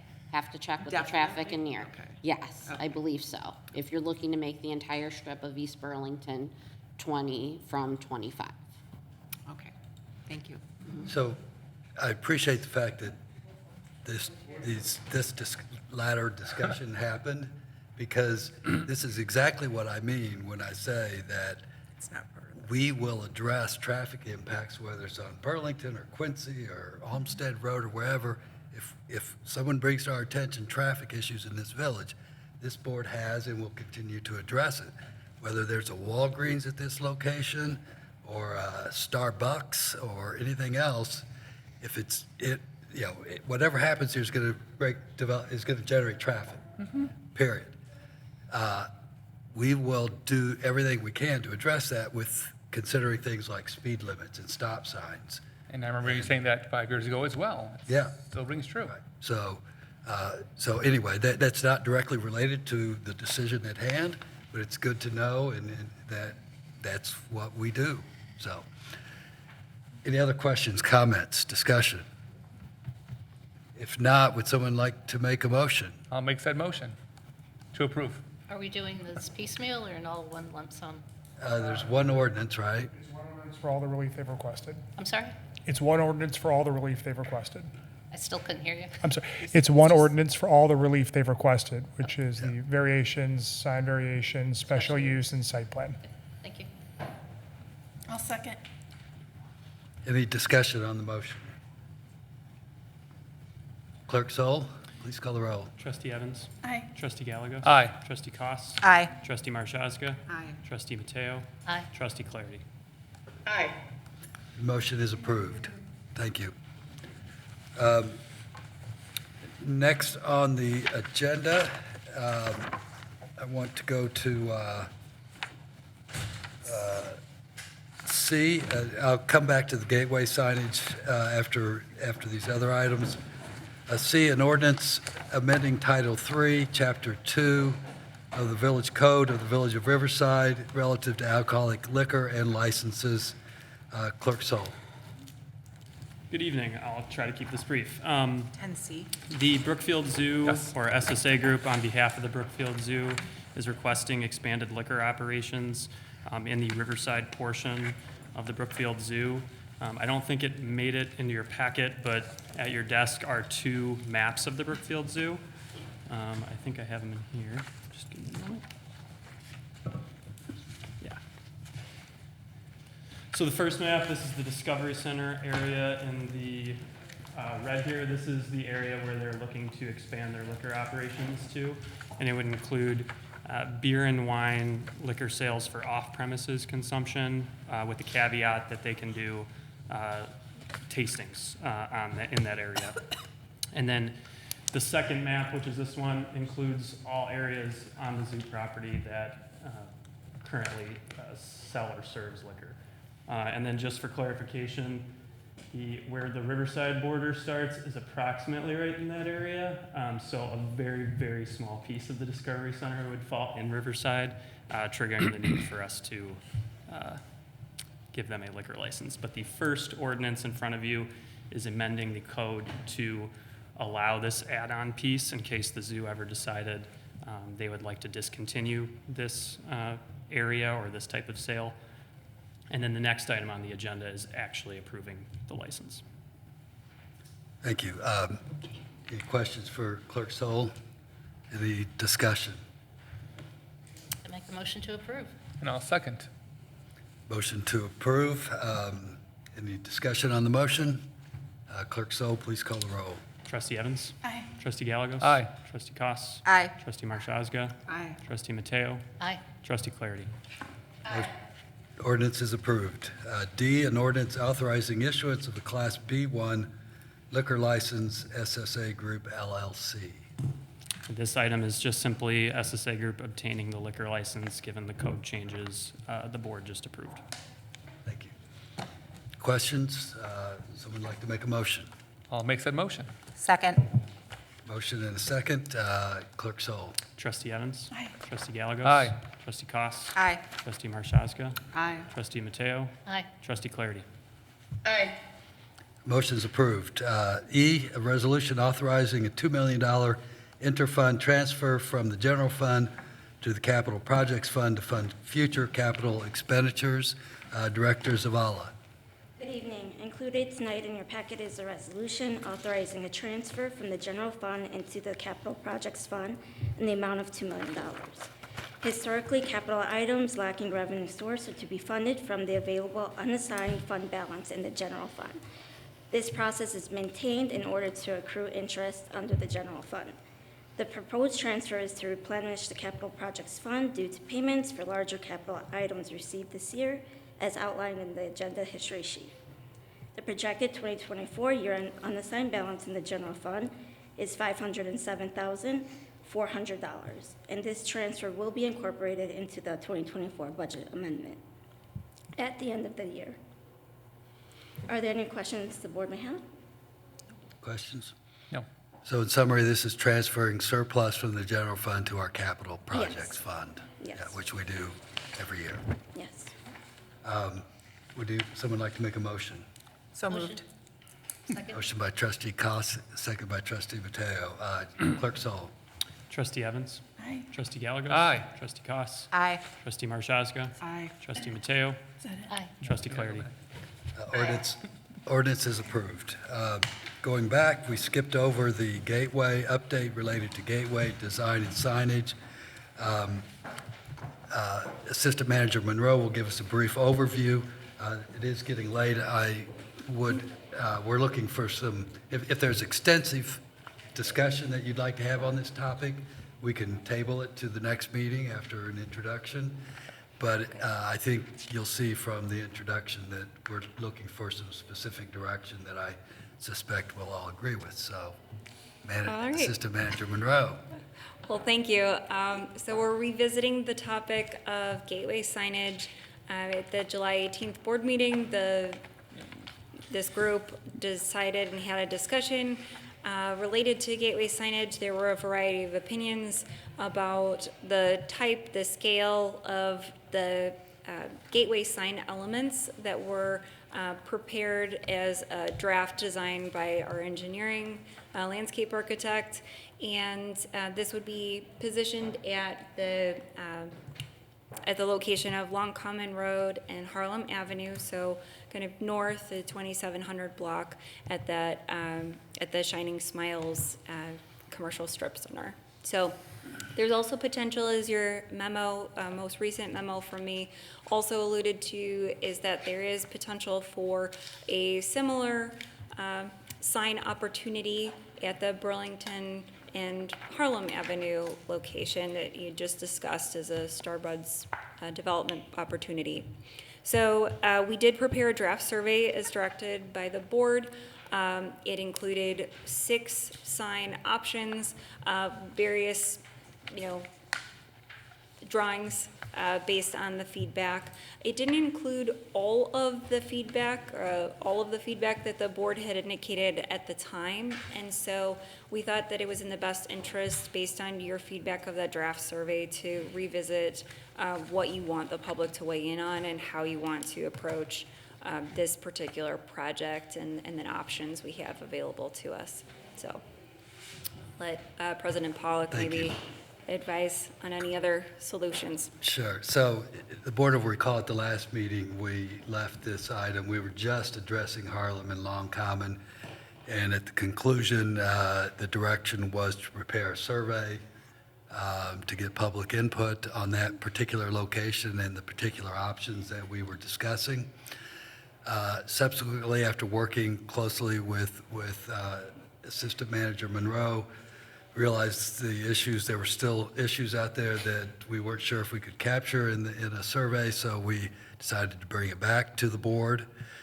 And now that we have approved the development at Burlington and Harlem, we actually have 2 opportunities for a gateway feature, entryway signs.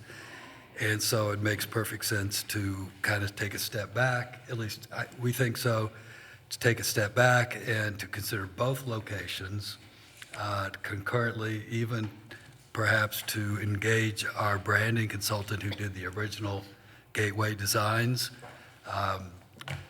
Point blank? Point B. Point B. I always get that confused. But even before we did that, perhaps to go back to our Economic Development Commission, Preservation Commission, Landscape Advisory, get input from the different committees that have related jurisdiction, not necessarily direct jurisdiction, but have related responsibilities. So what I would like to ask is, or recommend, is that the board just have a consensus to direct this item to whatever committees you think might be relevant, and to kind of start the process of planning these 2 gateways concurrently, and still using the guidelines from 2018 as information, and then kind of start over or take a step back and address both locations. So, Trustee Koss. How does this affect the plans that they have at Harlem and Long Common to move forward with their design work? I mean, if we kick this back to committees to look at and get feedback from, I'm concerned if he's got a timeline and he wants to move forward, I'm concerned. I mean, obviously, the second location we talked about, no problem, they can wait. Right. How does this affect them? My understanding, and Jessica, please clarify if I'm wrong, my understanding is Dr. Normati is in no rush to make any changes to his parking lot. Okay. He's more than willing to wait. So this is not going to affect his plans, what he's got going? That is accurate, because he's waiting to move on any of these pieces until we decide if we want an easement, the location on his particular property, and what we're going to develop, because obviously it'll be a value added and enhancement to his property, but the village will be paying for it because it's also an enhancement that we're seeking. Okay. I just wanted to make sure he wasn't anxious to move forward, and we were putting the brakes on him. And- Okay, In actuality, he could move forward with his Right. improvements. We would just X out that area that he has already promised to let us use. okay. And so he could do anything else he wanted that was previously approved, Okay. so. Great. Any other comments, discussion? Trustee I guess I'm Mateo? not clear on what these commissions might be asked to do. Well, we did, Preservation discussed Correct. it at their meeting, and what Yes. exactly did they say? This is an example of what these commissions would say and do. Yeah, so Preservation, when they looked at this very briefly on the 8th, they looked at just the design representations of what may be examples. Overall, they gave some good feedback in terms of, an aversion potentially to the larger stone column bulk, saying that Harlem Avenue might not be as appropriate a location for that as the entry at Forest Avenue is suitable for that type of look. They gave just general guidance about, it was a split between commissioners there about the pavers and whether they preferred the exposed aggregate to the pavers, and understanding what that, the mirroring of our streetscape intent and all that. So they just gave general feedback. They didn't have a specific design choice. That wasn't the direction they were given by staff. It was just to say, the board is looking at this preliminarily. We want to bring this to you so that you can provide some feedback to help make some choices. So it wasn't a final decision on their part, but just to give them a heads up and ask from a preservation standpoint, is this going to affect us in any way for public use of property? And, EDC Commission has also kind of tiptoed around the topic based on their discussion of the wayfinding signage as a preliminary idea. They're favorable generally. It seems like the commissioner feedback is that they want to see something at these gateway locations, whether it's directional wayfinding signage, some type of gateway featured type of signage, something to introduce people to Riverside. And they also had kind of a discussion about, do you want people coming in or going out? And what do we expect for support for our business community? They're centered in that respect. So if they're asked to do a more detailed dive, are they going to be looking at the different renderings and opining? Yeah. Okay. Yeah. Will they be asked to look at this too? Because I note that the Starbuds plan has a Welcome to Riverside sign in their landscaping, Right. which could favor one of these. The only one who likes them, but. So- I wonder where your heart is. Standing up So for I would myself. add to what Ashley said. So when we first did this whole thing was initiated through Economic Development Commission. Right. It was an effort by EDC to brand as part of the branding process of the village, and to attract business was part of it. And so we went through EDC, we asked for preservation's input in 2018. And now it sounds like we want to deviate a little bit from that 2018 plan, because we're getting ideas of other types of entryways that might be appropriate. So that's the reason I thought it's good to go back to those people. Plus, it adds an additional element of public input. I mean, these are residents of the village who serve on these committees. Sure.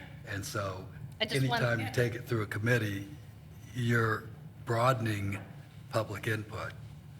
I'm not against it. Yeah. Just was wondering what that's degree fair. of scope that would be given. And EDC is completely new to this. No current member, I think, was around during the first iteration, so Yeah. fresh perspectives on that. And I think it is really helpful that they would be considering, the exact locations where these things would be going now, as opposed to just General the concept. prior, Right. analysis was, in theory, if we had a gateway somewhere, what would it be? But now they're really going to be focusing in on two very specific locations that we know exactly what they look like. So what groups would we ask to weigh in on this? EDC and preservation, anyone else? I would suggest LAC, Yeah. Landscape? maybe even planning and zoning. I mean, Yes, planning and zoning might want to look at it too. I think the more the merrier. Sure. I thorough. say that, but I may regret it. Sometimes you can have too many cooks in the kitchen, but at Well, this point, all I think it's feedback. appropriate. It's not Yeah, necessarily exactly. direction or a vote. It's just feedback, yeah. So it sounds like that's the consensus of the Yep. board? It is. Very good. So I think that's everything except trustee reports, and we have a C4 update. The C4 update, we'll let you give that. We have a meeting at the end of the month. Yep, we're anticipating the C4 regional meeting is coming up later, the 25th, I believe, this month. And we also are started on our work with our consultant, so not our consulting, on our climate action, our greenhouse gas inventory. So we're working with our utility partners and other aspects of just gathering some data so that they can do their work and provide us a good tool for future measurements. So that's the update at the moment. Thank you. Thank you. Any other trustee report? I'll keep this very brief. So as you may know already, Janice Tolley has been named as Riverside's Person of the Year. Since I'm being asked a lot of questions as to when tickets will be available, they'll be available at the end of the month. That date will be on September 25th at the golf club, and we'll have more details later. Oh, good for Janice. Yes. Very good. That's all. Trustee Evans? Everybody's favorite fall event, Harvest Bingo, is coming up. Harvest Bingo is a fundraiser hosted by Riverside Friends of the Library. The event will be held October 12th in the Township Auditorium from 7 to 10. It's BYOB. Tickets go on sale September 14th at 9 a.m., so mark your calendars because they sell out quick. Is that bring your own book? I couldn't resist, sorry. I would Yes. just like to draw residents' attention to the fact that the Sesquicentennial Committee had recently had a item go out on the Facebook and the trending news page of the Riverside Village website to the effect that we are taking interest submissions for a time capsule that will be available in 2025 for the Sesquicentennial.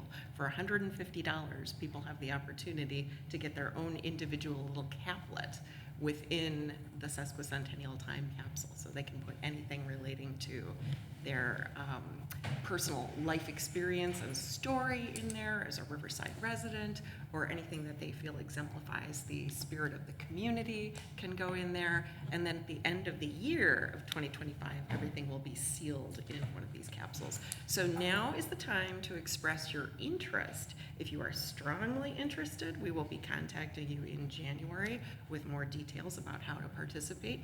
If you are potentially interested, then it becomes on a first come, first served basis as you've responded. So get on that list, and we hope to see you in the time capsule. That's all I have for now. Excellent. Anything else? It's our last meeting of the summer. I hope everyone had a great summer of 2024. We'll meet again after Labor Day, September 5th. Could I have a motion to adjourn? So moved. Motion and second. All in favor? Aye. Unopposed? Meeting's adjourned. Thank you all.